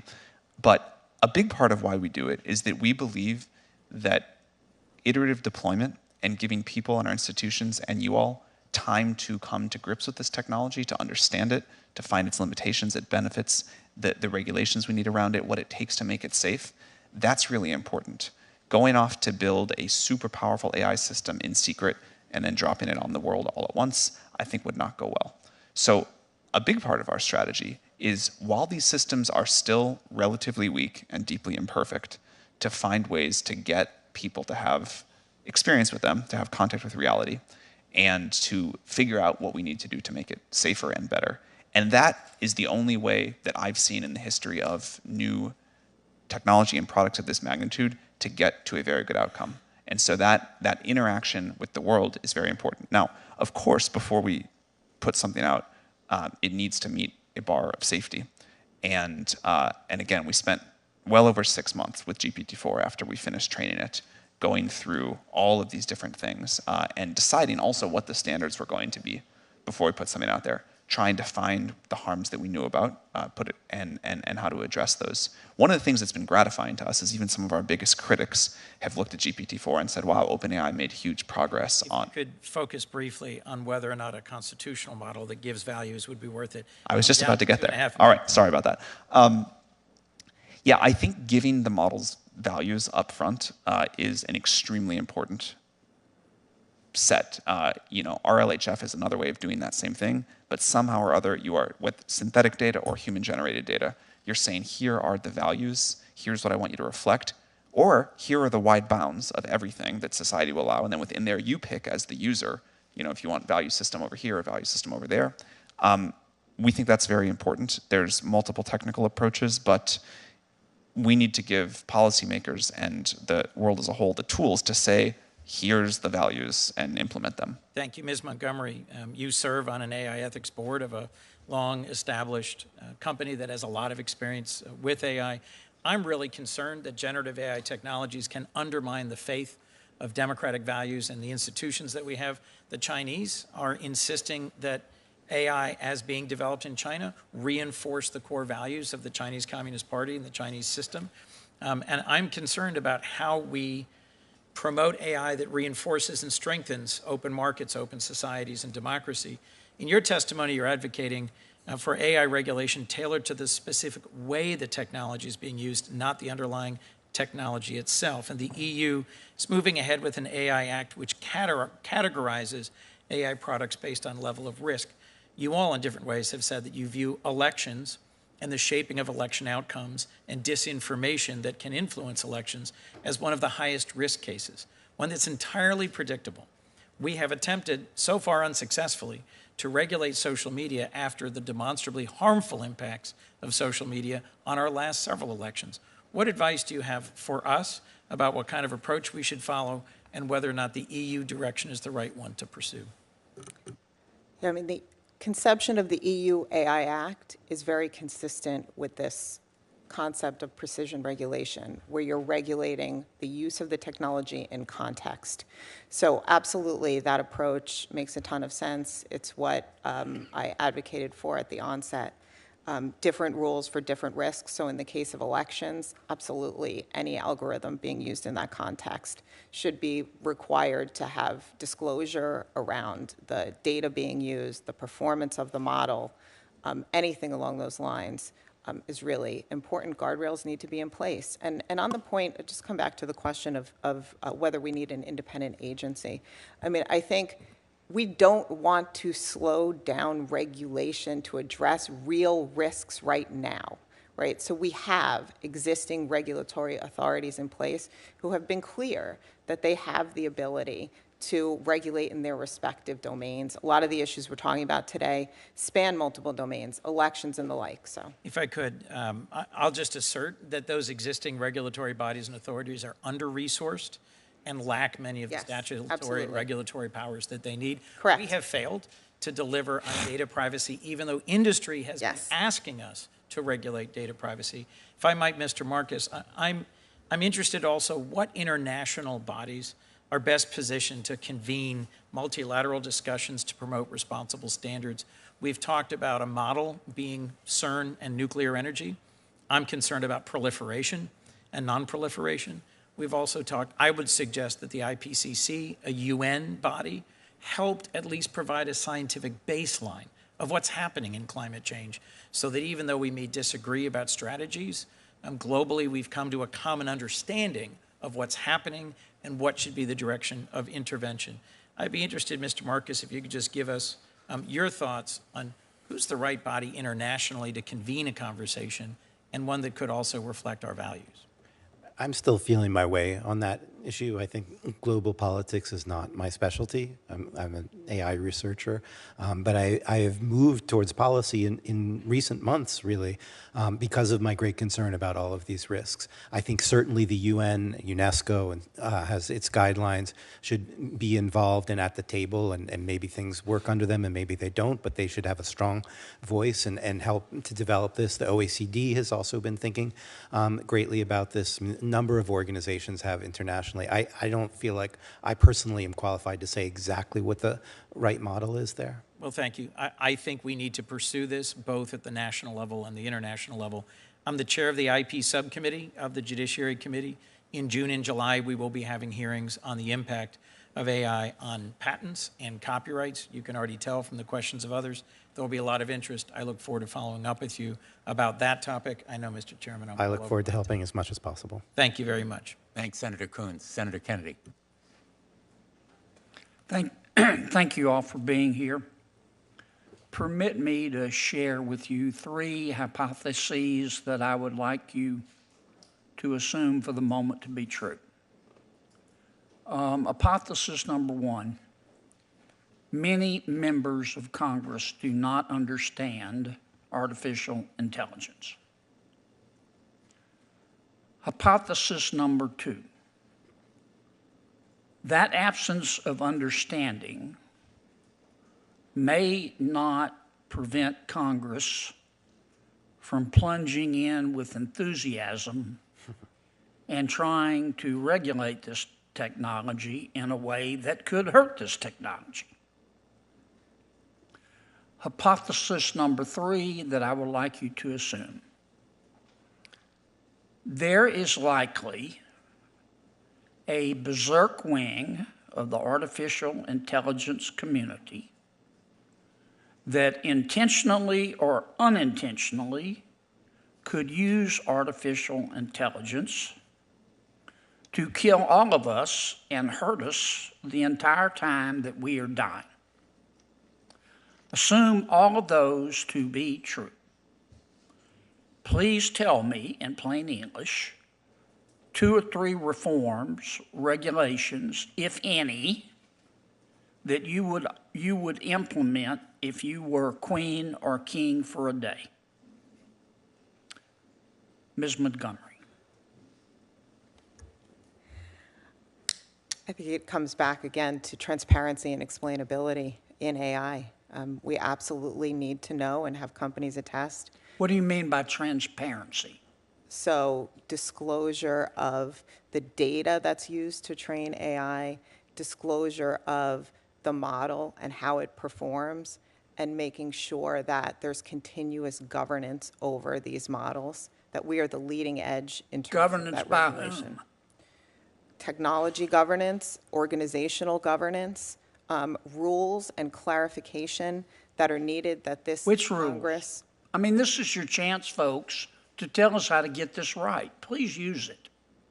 Right. I mean, I think, again, the rules should be focused on the use of AI in certain contexts. So if you look at, for example, so if you look at the EU AI Act, it has certain uses of AI that it says are just simply too dangerous and will be outlawed in the Okay, so we ought to first pass a law that says you can use AI for these uses but not others. Is that what you're saying? We need to define the highest risk uses Is of AI. there anything else?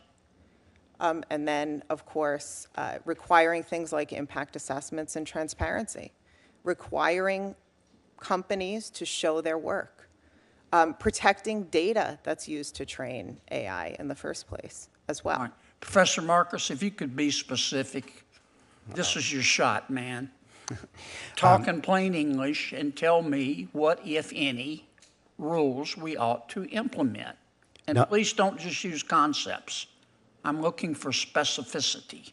Number 1, a safety review like we use with the FDA prior to widespread deployment. If you're going to introduce something to 100 million people, somebody has to have their eyeballs on it. There you go. Okay, that's a good one. Number Not sure I agree with it, but that's a good one.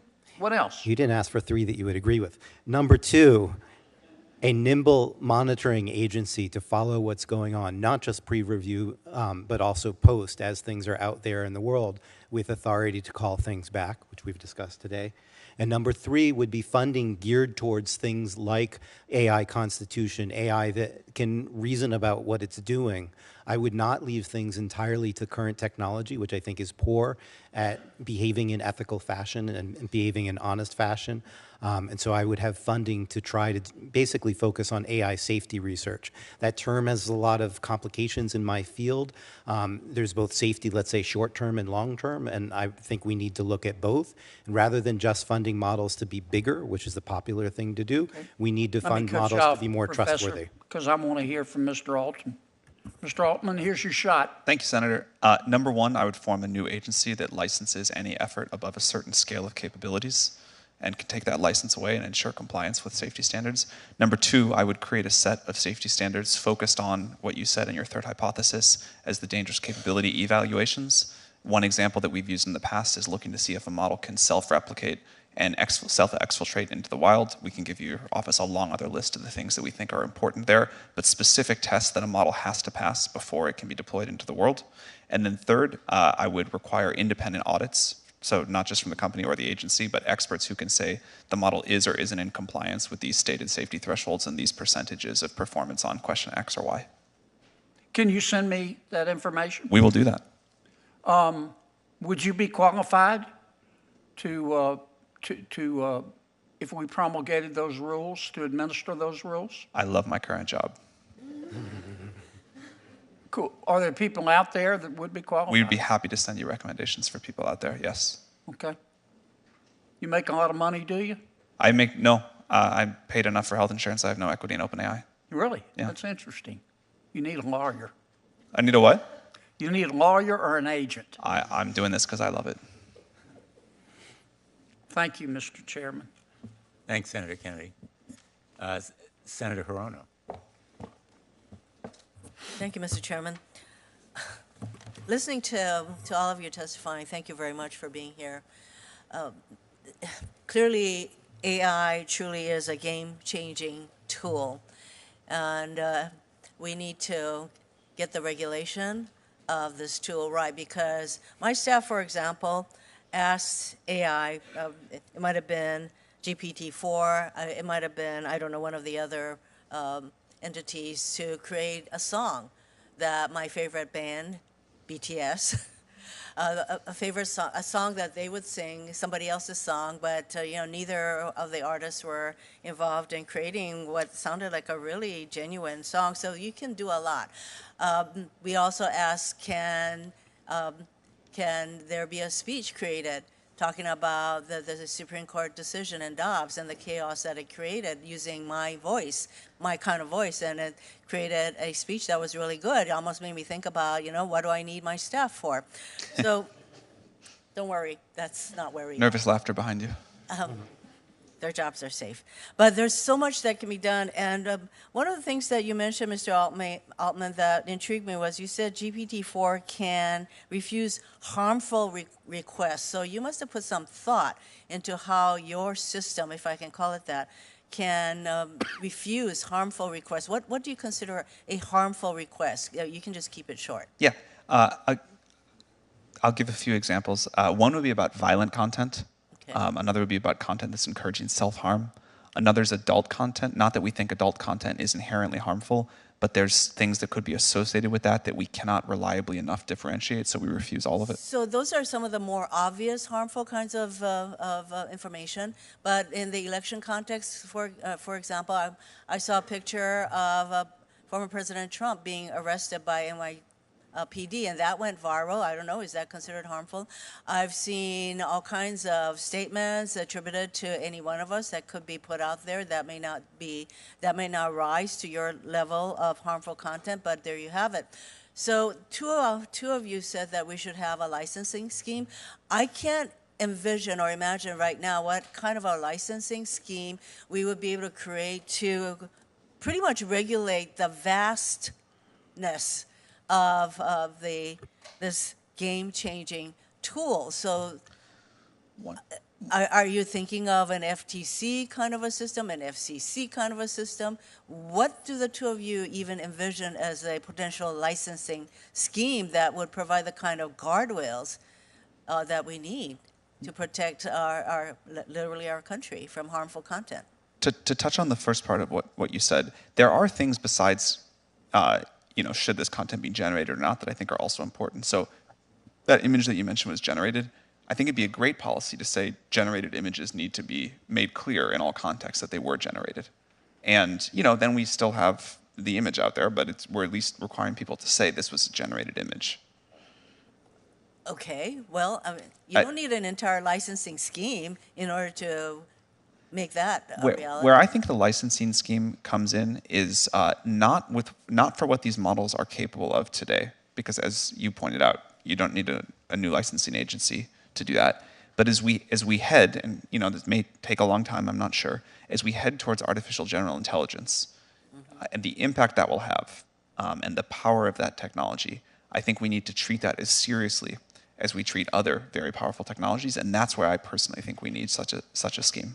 I agree, and that is why by the time we're talking about AGI, we're talking about major harms that can occur through the use of AGI. So, Professor Marcus, I mean, what kind of a regulatory scheme would you envision? And we can't just come up with something, that is going to be take care of the issues that will arise in the future, especially with AGI. So, what kind of a scheme would you contemplate?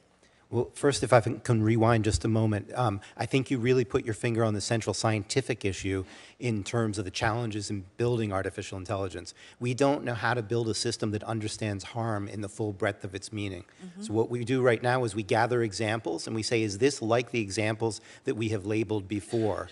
But that's not broad enough. And so I thought your questioning beautifully outlined the challenge that AI itself has to face in order to really deal with this. We want AI itself to understand harm, and that may require new technology. So I think that's very important. On this second part of your question, the model that I tend to gravitate towards, but I am not an expert here, is the FDA, at least as part of it, in terms of you have to make a safety case and say why the benefits outweigh the harms in order to get that license. Probably we need elements of multiple agencies. I'm not an expert there, but I think that the safety case part of it is incredibly important. You have to be able to have external reviewers that are scientifically qualified look at this and say, have you addressed enough? So I'll just give one specific example. AutoGPT frightens me. That's not something that OpenAI made, but something that OpenAI did make called ChatGPT plugins led a few weeks later to someone building open source software called AutoGPT. And what AutoGPT does is it allows systems to access source code, access the internet, and so forth. And there are a lot of potential, let's say, cybersecurity risks there. There should be an external agency that says, well, we need to be reassured if you're going to release this product that there aren't going to be cybersecurity problems, or there are ways of addressing it. So, Professor, I am running out of time. I just wanted to mention, Ms.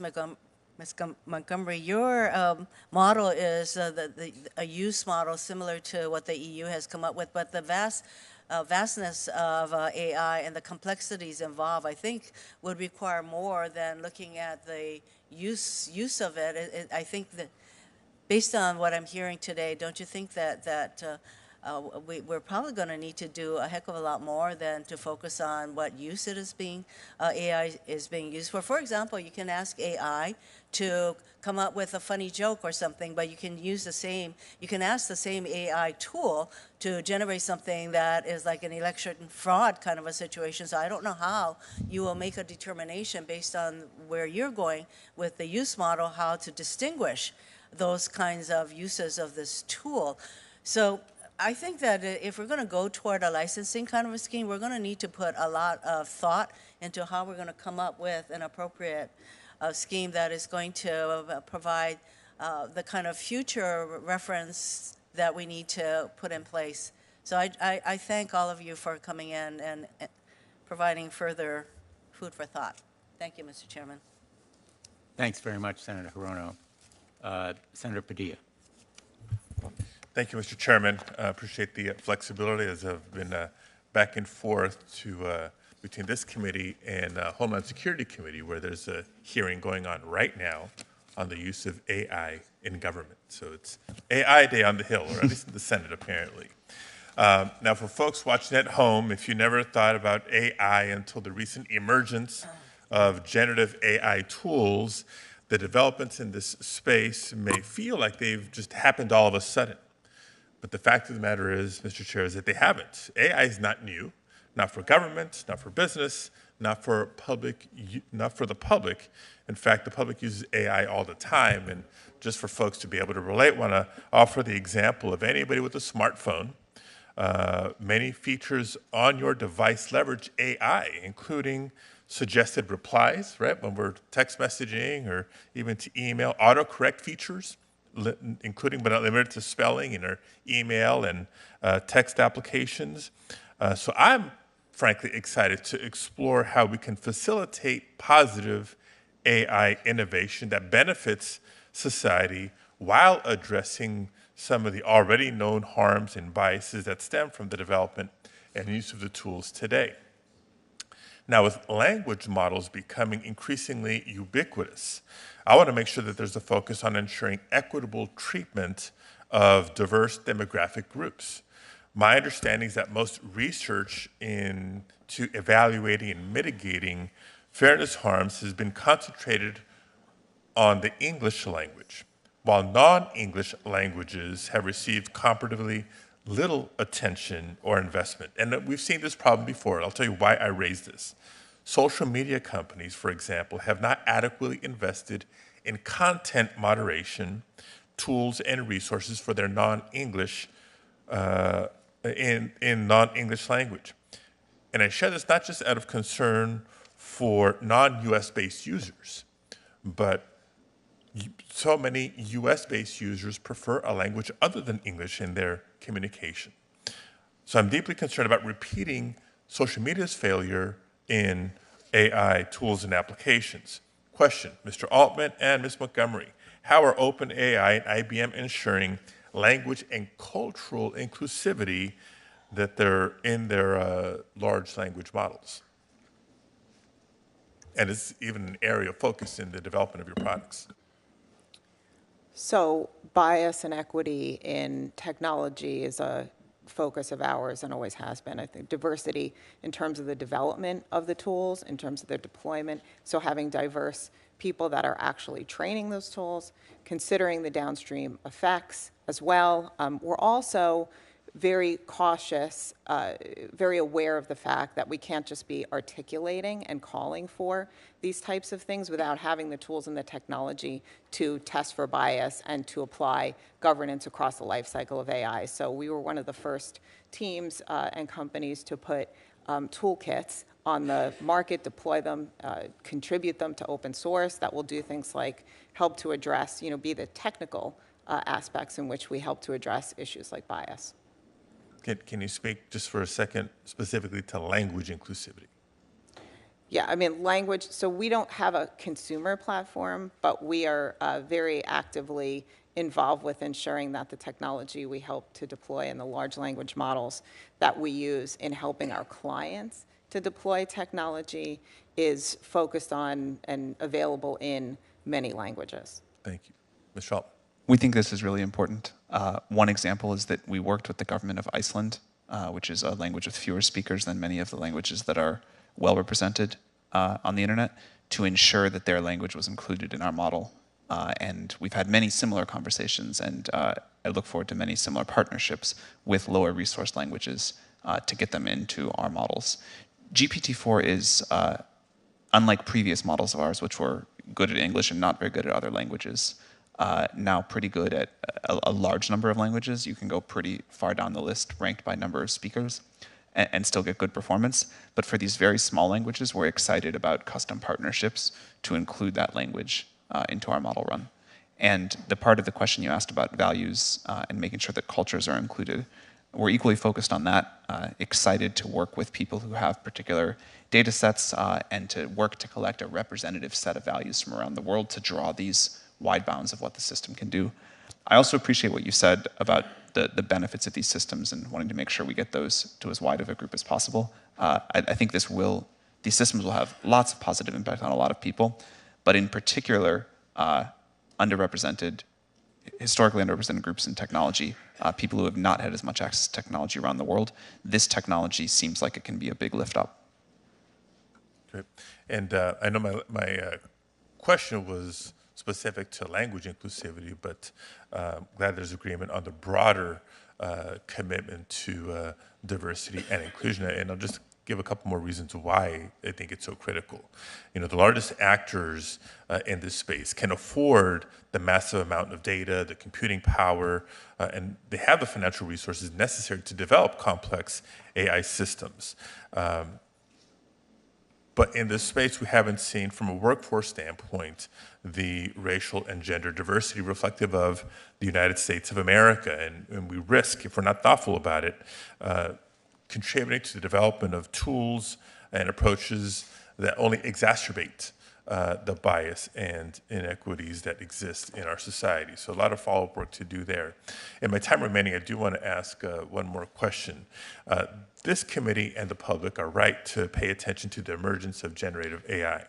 Now, this technology has a different opportunity and risk profile than other AI tools, and these applications have felt very tangible for the public due to the nature of the user interface and the outputs that they produce. But I don't think we should lose sight of the broader AI ecosystem as we consider AI's broader impact on society, as well as the design of appropriate safeguards. So, Ms. Montgomery, in your testimony, as you noted, AI is not new. Can you highlight some of the different applications that the public and policymakers should also keep in mind as we consider possible regulations? Yeah, I mean, I think the generative AI systems that are available today are creating new issues that need to be studied. New issues around the potential to generate content that could be extremely misleading, deceptive, and the like. So those issues absolutely need to be studied. But we shouldn't also ignore the fact that AI is a tool. It's been around for a long time. It has capabilities beyond just generative capabilities. And again, that's why I think going back to this approach where we're regulating AI where it's touching people and society is a really important way to address it. Thank you. Thank you, Mr. Chair. Thanks, Senator Padilla. Senator Booker is next, but I think he's going to defer to Senator Ossoff. Because Senator Ossoff is a very big deal. I don't know if you know. I have a meeting at noon, and I'm grateful to you, Senator Booker, for yielding your time. You are, as always, brilliant and handsome. And thank you to the panelists for joining us. Thank you to the subcommittee leadership for opening us up to all committee members.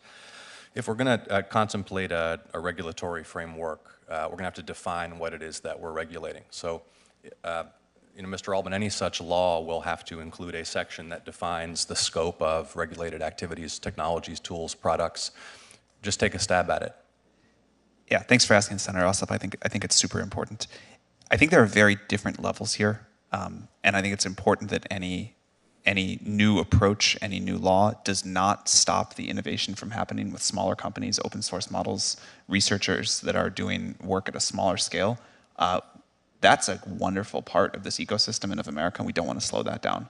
There still may need to be some rules there, but I think we could draw a line at systems that need to be licensed in a very intense way. The easiest way to do it, I'm not sure if it's the best, but the easiest would be to talk about the amount of compute that goes into such a model. So we could, define a threshold of compute, and it'll have to change. It could go up or down. It could down as we discover more efficient algorithms that says above this amount of compute, you are in this regime. What I would prefer, it's harder to do, but I think more accurate, is to define some capability thresholds and say a model that can do things X, Y, and Z, up to you all to decide, that's now in this licensing regime, but models that are less capable, we don't want to stop our open source community, we don't want to stop individual researchers, we don't want to stop new startups, can proceed, with a different framework. Thank you. As concisely as you can, please state which capabilities you'd propose we consider for the purposes of this definition. I would love, rather than to do that off the cuff, to follow up with your office with like a well, perhaps opine things. Opine, understanding that you're just responding and you're not making law. All right, in the spirit of just opining, I think a model that can persuade, manipulate, influence a person's behavior or a person's beliefs, that would be a good threshold. I think a model that could help create novel biological agents would be a great threshold. Okay. Things like that. I want to talk about the predictive capabilities of the technology, and we're going to have to think about a lot of very complicated constitutional questions that arise from it. With massive data sets, the integrity and accuracy with which such technology can predict future human behavior is potentially pretty significant at the individual level, correct? I think we don't know the answer to that for sure, but let's say it can at least have some impact there. Okay, so we may be confronted by situations where, for example, a law enforcement agency deploying such technology seeks some kind of judicial consent to execute a search or to take some other police action on the basis of a modeled prediction about some individual's behavior. But that's very different from the kind of evidentiary predicate that normally police would take to a judge in order to get a warrant. Talk me through how you're thinking about that issue. Yeah, I think it's very important that we continue to understand that these are tools that humans use to make human judgments and that we don't take away human judgment. I don't think that people should be prosecuted based off of the output of an AI system, for example. We have no national privacy law. Europe has rolled one out to mixed reviews. Do you think we need one? I think it'd be good. And what would be the qualities or purposes of such a law that you think would make the most sense based on your experience? Again, this is very far out of my area of expertise. I think there's many, many people that are privacy experts that could weigh in on what a law needs. I'd still like you to weigh in. I mean, I think a minimum is that users should be able to sort of opt out from having their data used by companies like ours or the social media companies. It should be easy to delete your data. I think but the thing that I think is important from my perspective running an AI company is that if you don't want your data used for training these systems, you have the right to do that. So let's think about how that would be practically implemented. I mean, as I understand it, your tool and certainly similar tools, one of the inputs will be scraping, for lack of a better word, data off of the open web, right, as a low-cost way of gathering information. And there's a vast amount of information out there about all of us. How would such a restriction on the access or use or analysis of such data be practically implemented? So I was speaking about something a little bit different, which is the data that someone generates, the questions they ask our system, things that they input there, training on that. Data that's on the public web that's accessible, even if we don't train on that, the models can certainly link out to it. So that was not what I was referring to. I think that there's ways to have your data, or there should be more ways to have your data taken down from the public web, but certainly models with web browsing capabilities will be able to search the web and link out to it. When you think about implementing a safety or a regulatory regime to constrain such software and to mitigate some risk, is your view that the federal government would make laws such that certain capabilities or functionalities themselves are forbidden in potential? In other words, one cannot deploy or execute code capable of X? Yes. Or is it the act itself, X, only when actually executed? Well, I think both. I'm a believer in defense in depth. I think that there should be limits on what a deployed model is capable of and then what it actually does too. How are you thinking about how kids use your product? Well, you have to be 18 or up or have your parents' permission at 13 and up to use a product, but we understand that people get around those safeguards all the time, and so what we try to do is just design a safe product. And there are decisions that we make that we would allow if we knew only adults were using it, that we just don't allow in the product because we know children will use it some way or other too. In particular, given how much these systems are being used in education, we want to be aware that that's happening.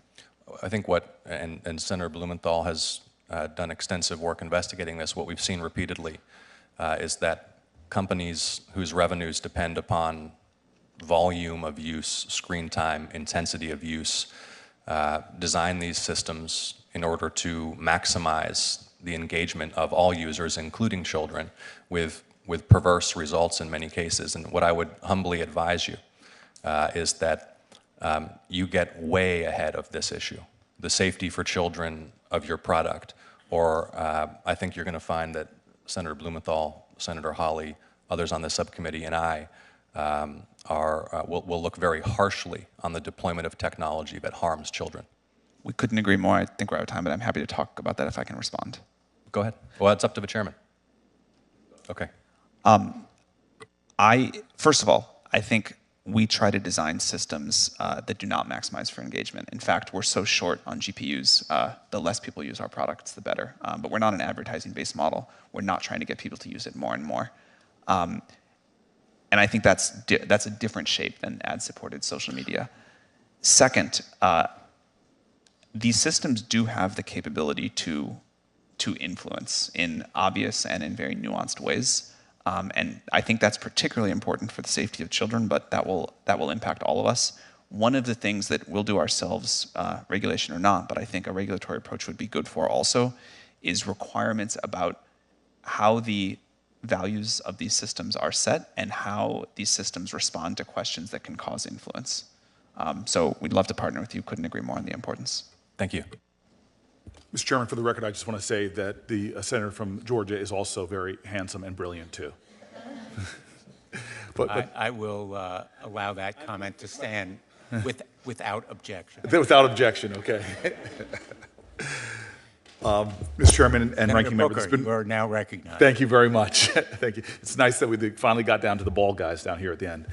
I just want to thank you both. This has been one of the best hearings I've had this Congress, and just a testimony to you two and seeing the challenges and the opportunities that AI presents. So I appreciate you both.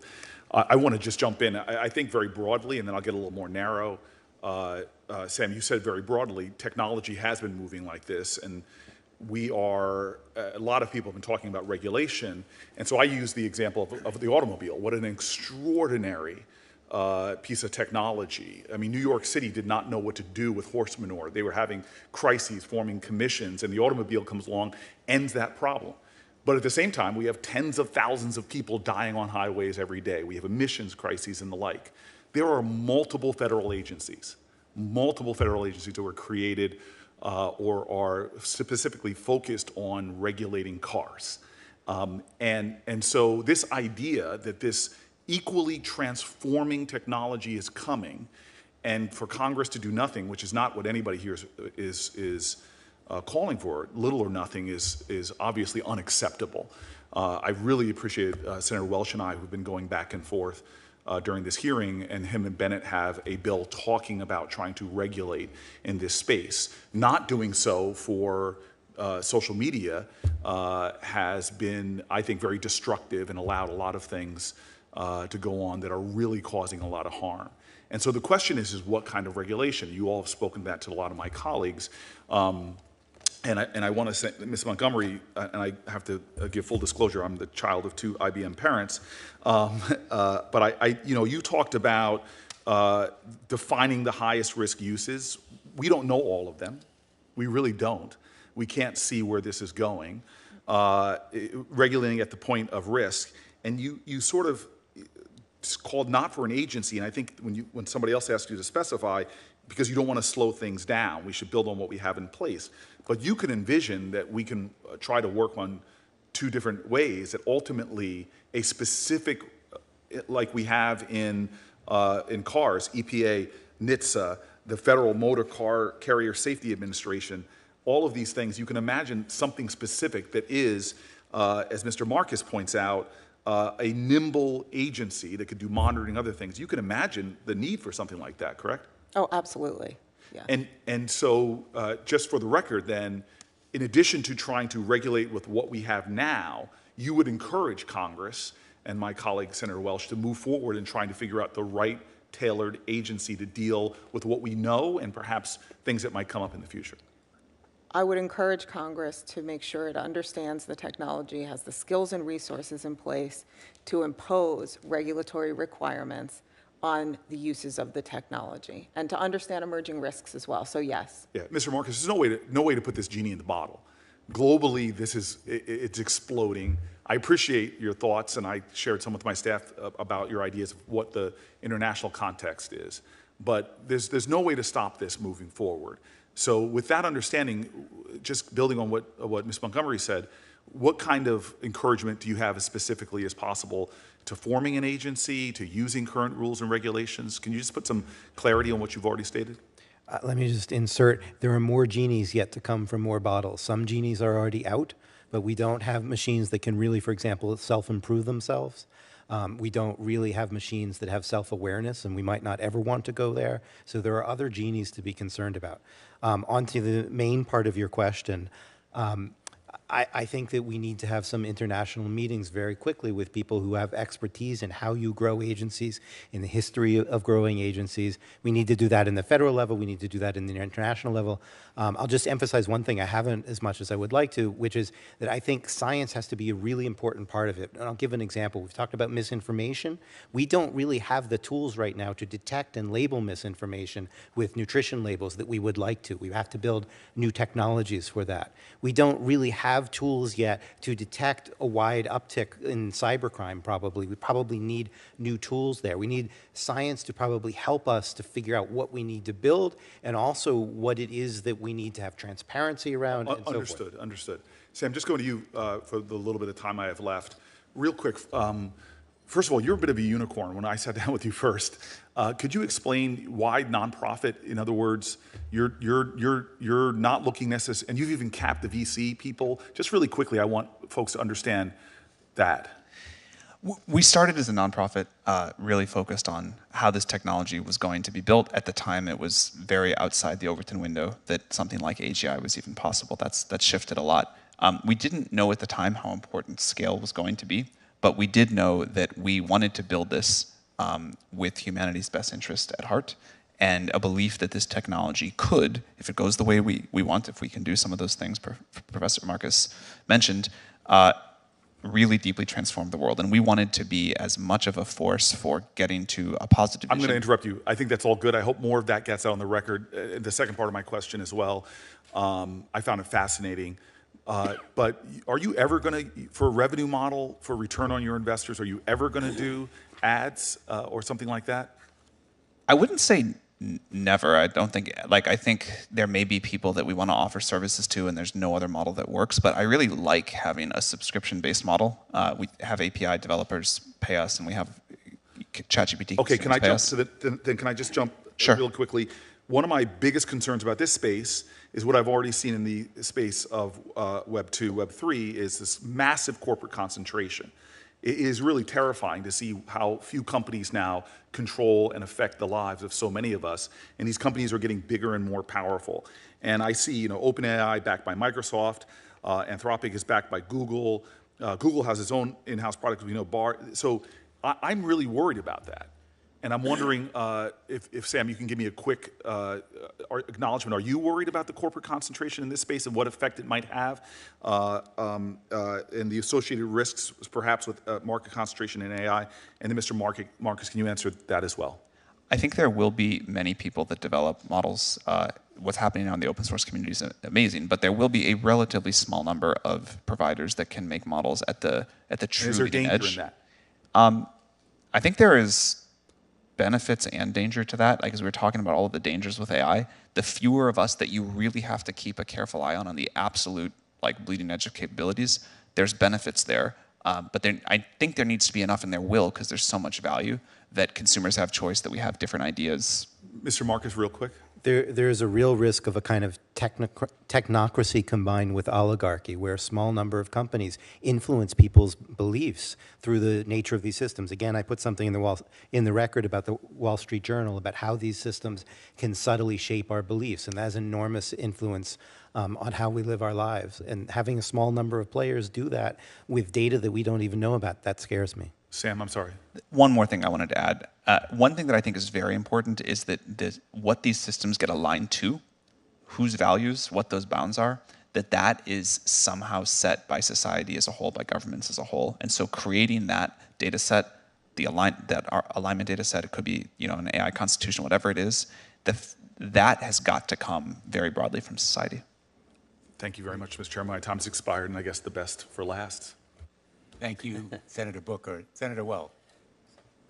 First of all, I want to thank you, Senator Blumenthal, and you, Senator Hawley. This has been a tremendous hearing.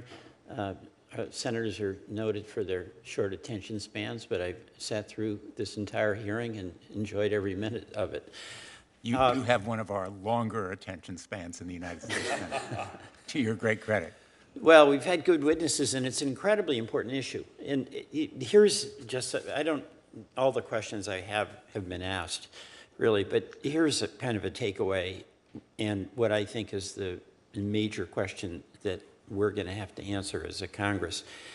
Number one, you're here because AI is this extraordinary new technology that everyone says can be transformative as much as the printing press. Number two, it's really unknown what's going to happen, but there's a big fear you've expressed, all of you, about what bad actors can do and will do if there's no rules of the road. Number three, as a member who served in the House and now in the Senate, I've come to the conclusion that it's impossible for Congress to keep up with the speed of technology. And there have been concerns expressed about social media and now about AI that relate to fundamental privacy rights, bias rights, intellectual property, the spread of disinformation, which in many ways for me is the biggest threat because that goes to the core of our capacity for self-governing. There's the economic transformation, which can be profound. There's safety concerns. And I've come to the conclusion that we absolutely have to have an agency. What its scope of engagement is, it has to be defined by us. But I believe that unless we have an agency that is going to address these questions from social media and AI, we really don't have much of a defense against the bad stuff. And the bad stuff will come. So last year, I introduced in the House side, and Senator Bennett did in the Senate side, it was the end of the year, a Digital Commission Act, and we're going to be reintroducing that this year. And the two things that I want to ask, one, you've somewhat answered, because I think two of the three of you have said you think we do need an independent commission. You know, and Congress established an independent commission when railroads were running rampant over the interest of farmers, when Wall Street had no rules of the road, and we had the SEC. And I think we're at that point now. But what the commission does would have to be defined and circumscribed. But also, there's always a question about the use of regulatory authority and the recognition that it can be used for good. J.D. Vance actually mentioned that when we were considering his and Senator Brown's bill about railroads in that event in East Palestine, regulation for the public health. But there's also a legitimate concern about regulation getting in the way of things, being too cumbersome, and being a negative influence. So, two of the three of you have said you think we do need an agency. What are some of the perils of an agency that we would have to be mindful of in order to make certain that its goals of protecting many of those interests I just mentioned, privacy, bias, intellectual property, disinformation, would be the winners and not the losers? And I'll start with you, Mr. Altman. Thank you, Senator. One, I think America has got to continue to lead. This happened in America. I'm very proud that it happened in America. By the way, I think that's right, and that's why I'd be much more confident if we had our agency as opposed to got involved in international discussions. Ultimately, you want the rules of the road, but I think if we lead and get rules of the road that work for us, that is probably a more effective way to proceed. I personally believe there's a way to do both, and I think it is important to have the global view on this because this technology will impact Americans and all of us wherever it's developed. But I think we want America to lead. We want. So get to the perils issue, though, because I know. Well, that's one. I mean, that is a peril, right? which is you slow down American industry in such a way that China or somebody else makes faster progress. A second, and I think this can happen with, like, the regulatory pressure should be on us. It should be on Google. It should be on the other small set of people in the lead the most. We don't want to slow down smaller startups. We don't want to slow down open source efforts. We still need them to comply with things. You can still cause great harm with a smaller model.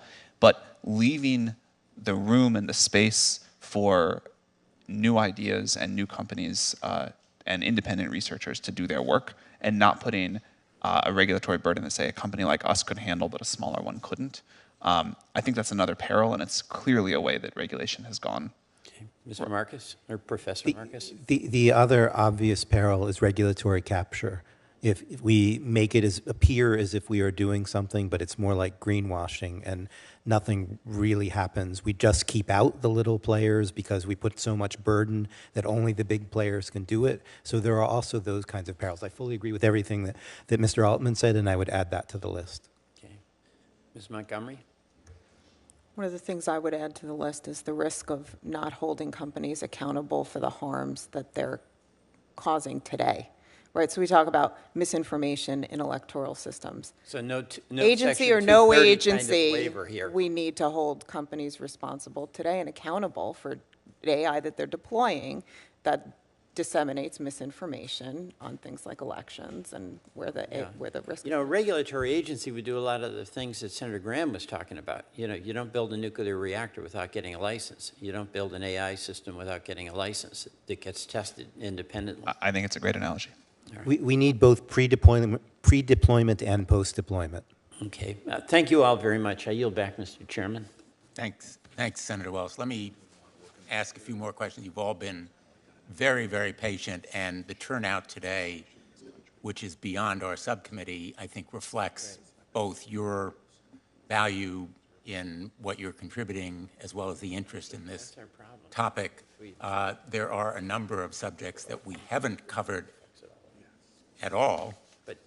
One was just alluded to by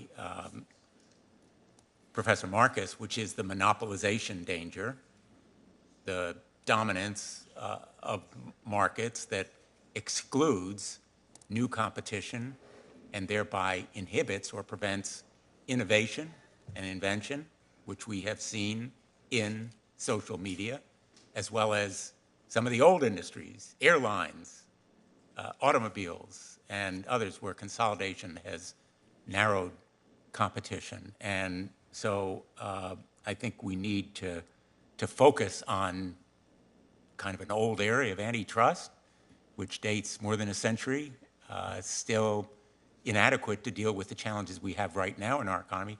And certainly, we need to be mindful of the way that rules can enable the big guys to get bigger and exclude innovation and competition, and responsible good guys, such as are represented in this industry right now. We haven't dealt with national security. There are huge implications for national security. I will tell you, as a member of the Armed Services Committee, classified briefings on this issue have abounded, and the threats that are posed by some of our adversaries. China has been mentioned here, but the sources of threats to this nation in this space are very real and urgent. We're not going to deal with them today, but we do need to deal with them, and we will, hopefully, in this committee. And then on the issue of a new agency, you know, I've been doing this stuff for a while. I was Attorney General of Connecticut for 20 years. I was a federal prosecutor, the U.S. Attorney. Most of my career has been in enforcement. And I will tell you something, you can create 10 new agencies, but if you don't give them the resources, and I'm talking not just about dollars, I'm talking about scientific expertise, you guys will run circles around them. And it isn't just the models or the generative AI that will run circles around them, but it is the scientists in your companies. For every success story in government regulation, you can think of 5 failures. That's true of the FDA, it's true of the IAEA, it's true of the SEC, it's true of the whole alphabet list of government agencies. And I hope our experience here will be different, but the Pandora's box requires more than just the words or the concepts licensing new agency. There's some real hard decision making, as Ms. Montgomery has alluded to, about how to frame the rules to fit the risks. First, do no harm. Make it effective. Make it enforceable. Make it real. I think we need to grapple with the hard questions here that, you know, frankly, this initial hearing, I think, has raised very successfully, but not answered. And I thank our colleagues who have participated and made these very creative suggestions. I'm very interested in enforcement. I, you know, literally 15 years ago, I think, advocated abolishing Section 230. What's old is new again. You know, now people are talking about abolishing Section 230. Back then it was considered completely unrealistic. But enforcement really does matter. I want to ask Mr. Altman, because of the privacy issue, and you've suggested that you have an interest in protecting the privacy of the data that may come to you or be available. What specific steps do you take to protect privacy? One is that we don't train on any data submitted to our API. So if you're a business customer of ours and submit data, we don't train on it at all. We do retain it for 30 days solely for the purpose of trust and safety enforcement, but that's different than training on it. If you use ChatGPT, you can opt out of us training on your data. You can also delete your conversation history or your whole account.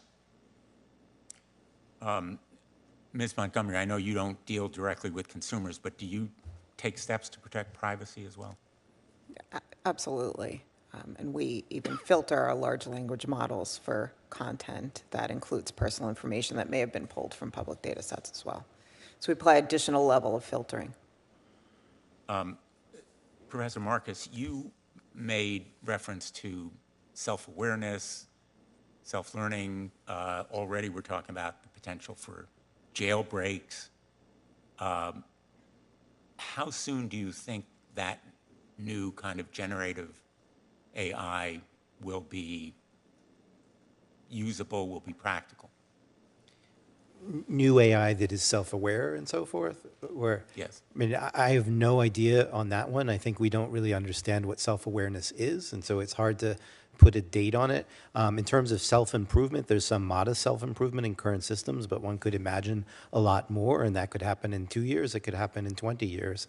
The basic paradigms that haven't been invented yet. Some of them we might want to discourage, but it's a bit hard to put timelines on them. And just going back to enforcement for 1 second, one thing that is absolutely paramount, I think, is far greater transparency about what the models are and what the data are. That doesn't necessarily mean everybody in the general public has to know exactly what's in one of these systems, but I think it means that there needs to be some enforcement arm that can look at these systems, can look at the data, can perform tests and so forth.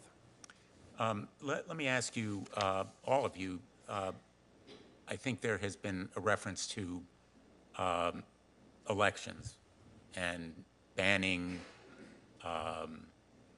outputs involving elections. Are there other areas where you think, what are the other high risk or highest risk areas where you would either ban or establish especially strict rules? Ms. Montgomery. The space around misinformation, I think, is a hugely important one. And coming back to the points of transparency, you know, knowing what content was generated by AI is going to be a really critical area that we need to address. Any others? I think medical misinformation is something to really worry about. We have systems that hallucinate things. They're going to hallucinate medical advice. Some of the advice they'll give is good, some of it's bad. We need really tight regulation around that. Same with psychiatric advice, people using these things as kind of ersatz therapists. I think we need to be very concerned about that. I think we need to be concerned about internet access for these tools when they can start making requests, both of people and internet things. It's probably okay if they just do search, but as they do more intrusive things on the internet, like do we want them to be able to order equipment or order chemistry and so forth? So as they as we empower these systems more by giving them internet access, I think we need to be concerned about that. And then we've hardly talked at all about long-term risks. Sam alluded to it briefly. I don't think that's where we are right now, but as we start to approach machines that have a larger footprint on the world beyond just having a conversation, we need to worry about that and think about how we're going to regulate that and monitor it and so forth. In a sense, we've been talking about bad guys or certain bad actors manipulating AI to do harm. Manipulating people. And manipulating people, but also generative AI can manipulate the manipulators. It can. I mean, there's many layers of manipulation that are possible, and I think we don't yet really understand the consequences. Dan Dennett just sent me a manuscript last night that will be in the Atlantic in a few days on what he calls counterfeit people.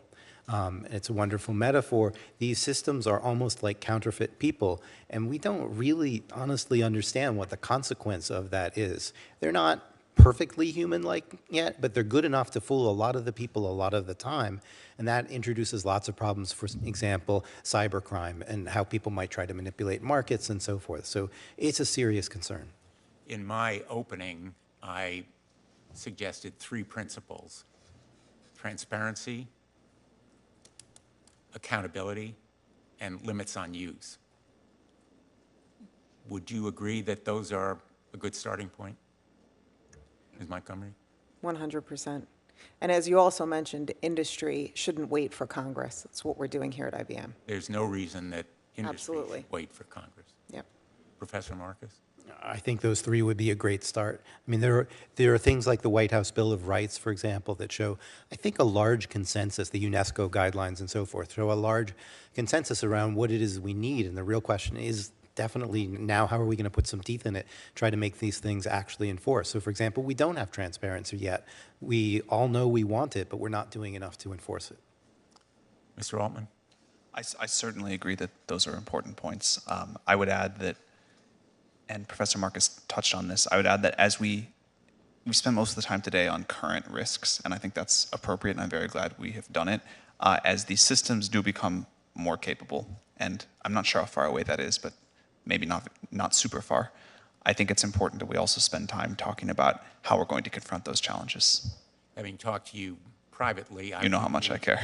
I agree that you care deeply and intensely, but also that prospect of increased danger or risk resulting from even more complex and capable AI mechanisms certainly may be closer than a lot of people appreciate.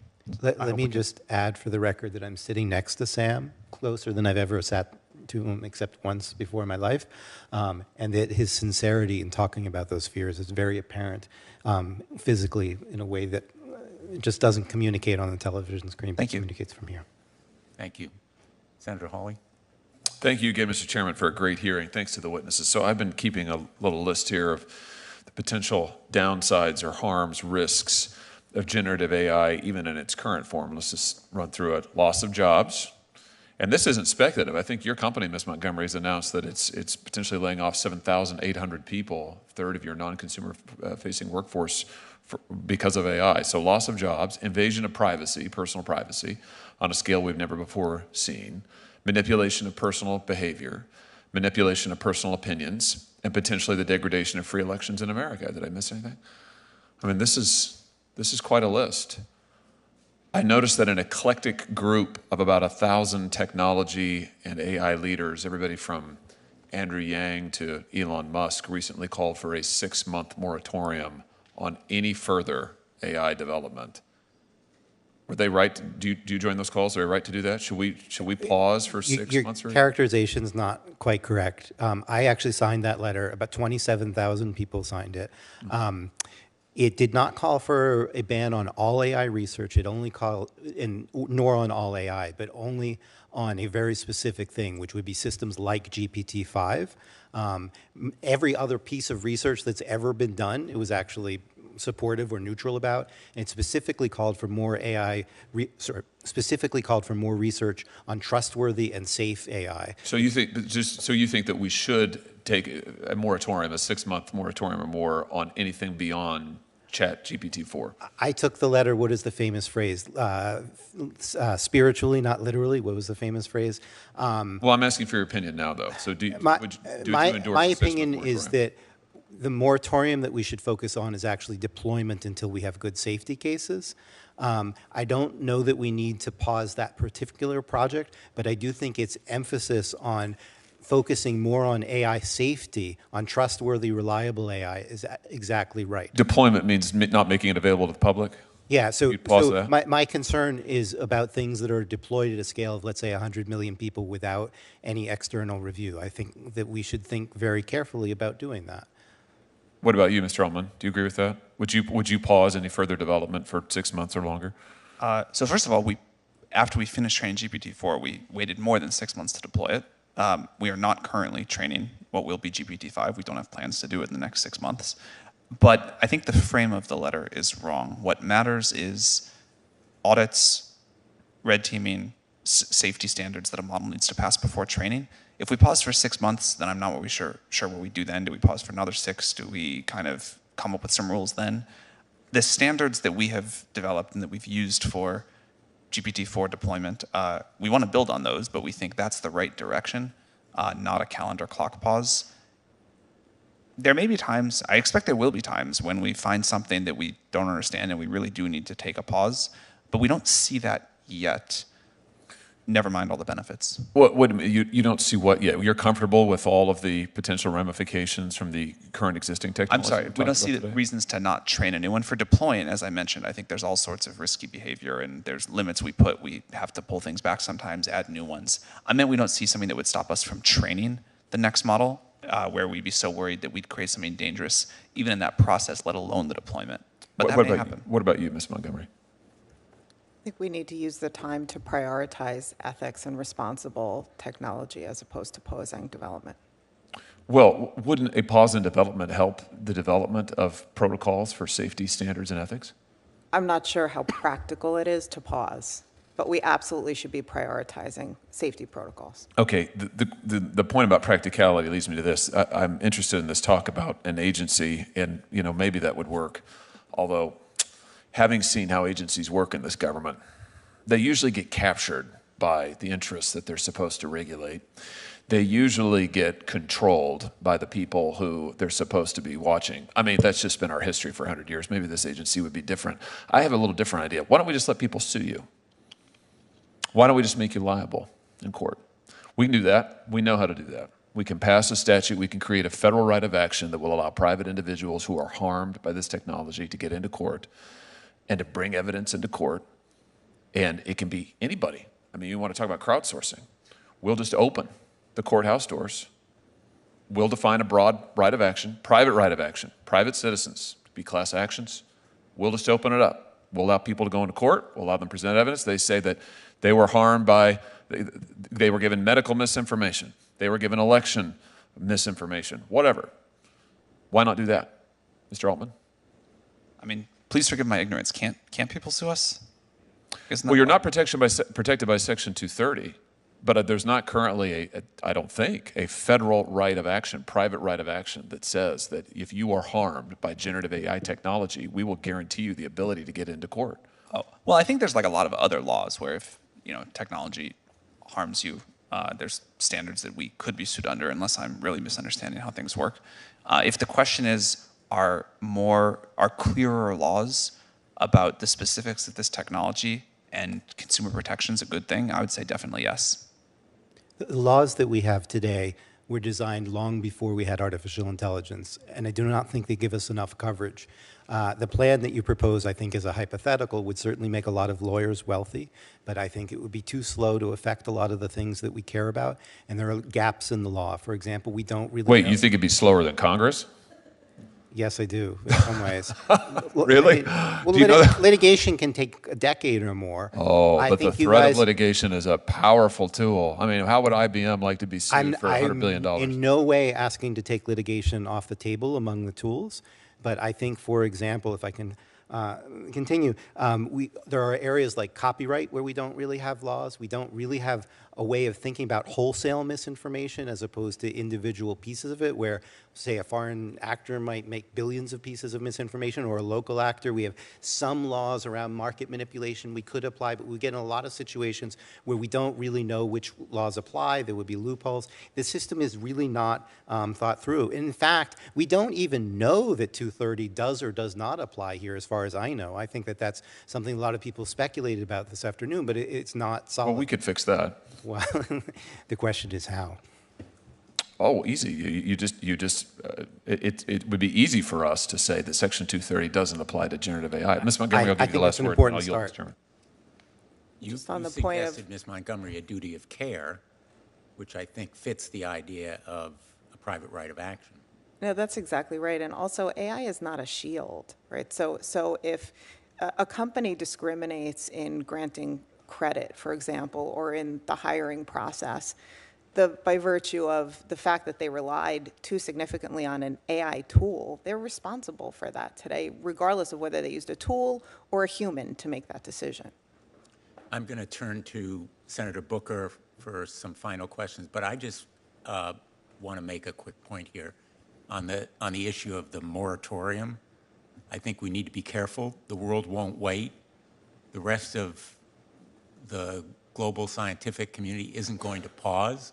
We have adversaries that are moving ahead, and sticking our head in the sand is not the answer. Safeguards and protections, yes, but a flat stop sign, sticking our head in the sand, I would be very, very worried about. Without militating for any sort of pause, I would just again emphasize there is a difference between research, which surely we need to do to keep pace with our foreign rivals, and deployment at really massive scale.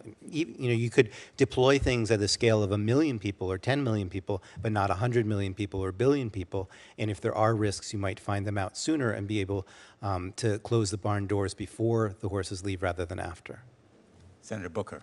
Yeah, there will be no pause. I mean, there's no enforcement body to force a pause. It's just not going to happen. It's nice to call for it for any just reasons or whatsoever, but forgive me for sounding skeptical. Nobody's pausing. This thing is racing. I would agree. I don't think it's a realistic thing in the world. The reason I personally signed the letter was to call attention to how serious the problems were and to emphasize spending more of our efforts on trustworthy and safe AI rather than just making a bigger version of something we already know to be unreliable. Yeah. So I'm a futurist. I love exciting about the future, and I guess there's a famous question, if you couldn't control for your race, your gender, where you would land on the planet Earth, or what time in humanity would you want to be born? Everyone would say right now. It's still the best time to be alive because of technology, innovation, and everything. And I'm excited about what the future holds. But the destructiveness that I've also seen as a person that's seen the transformative technologies of a lot of the technologies of the last 25 years is what really concerns me. And one of the things, especially with companies that are designed to want to keep my attention on screens, and I'm not just talking about new media, 24-hour cable news is a great example of people that want to keep your eyes on screens. I have a lot of concerns about the corporate intention. And Sam, this is again why I find your story so fascinating to me, and your values that I believe in from our conversations so compelling to me. But absent that, I really want to just explore what happens when these companies that are already controlling so much of our lives. A lot has been written about the FANG companies.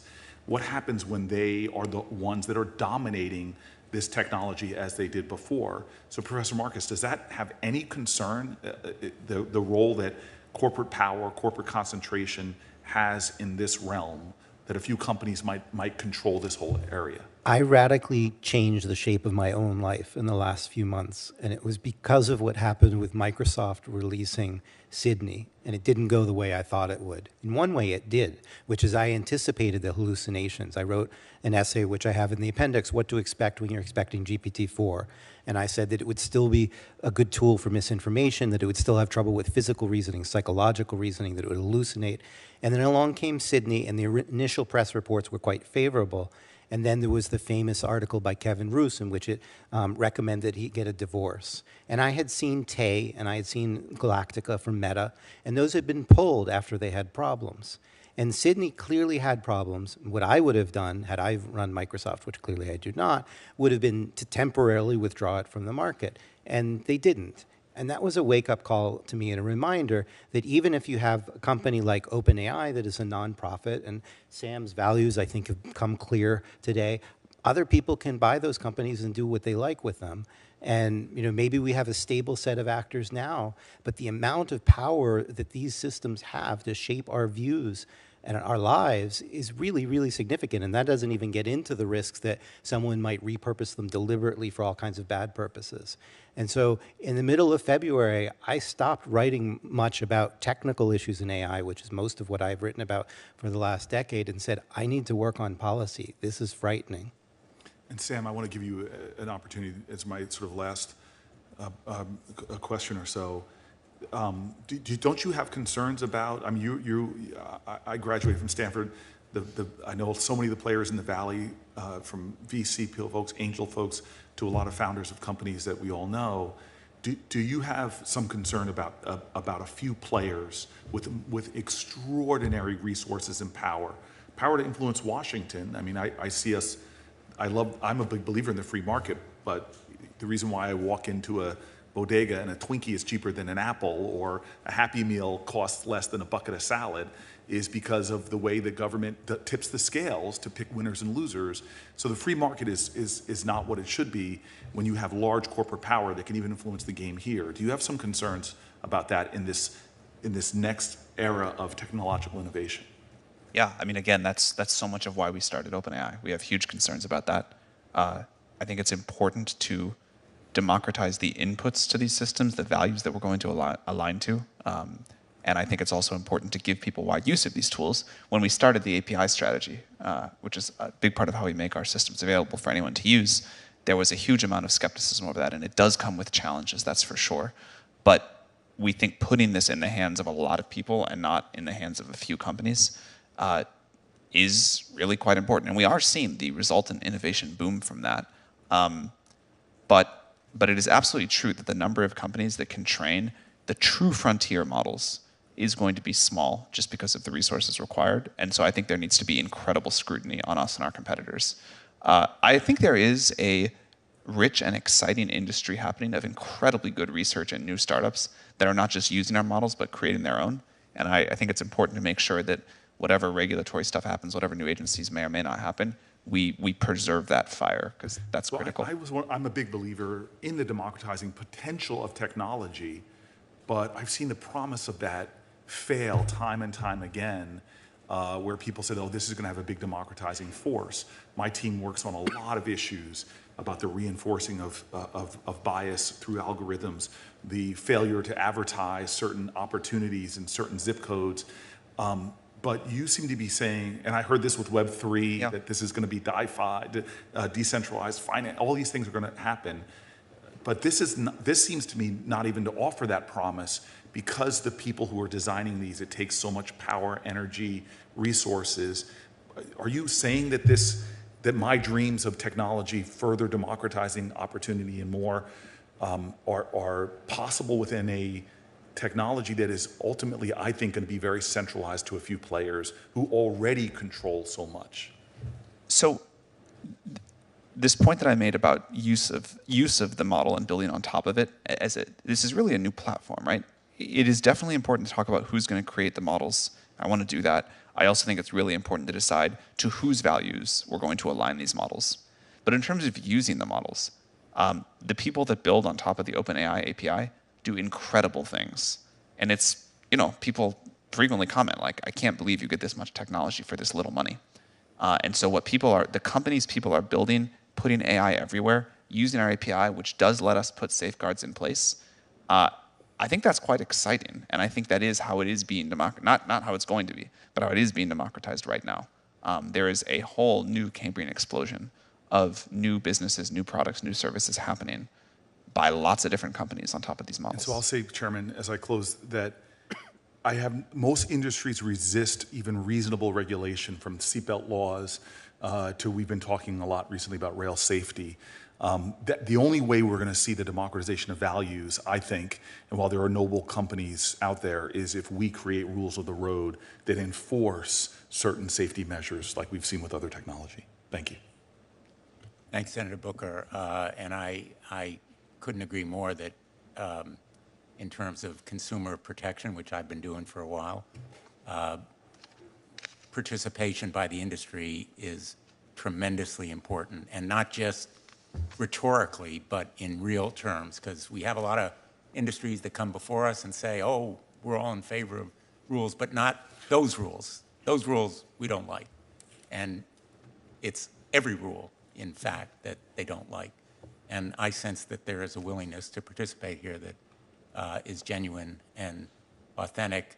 I thought about asking ChatGPT to do a new version of "Don't Stop Thinking About Tomorrow," because that's what we need to be doing here. And as Senator Hawley has pointed out, Congress doesn't always move at the pace of technology, and that may be a reason why we need a new agency, but we also need to recognize the rest of the world is going to be moving as well. And you've been enormously helpful in focusing us and illuminating some of these questions, and performed a great service by being here today. So thank you to every one of our witnesses. And I'm going to close the hearing, leave the record open for 1 week. In case anyone wants to submit anything, I encourage any of you who have either manuscripts that are going to be published or observations from your companies to submit them to us. And we look forward to our next hearing. This one is closed.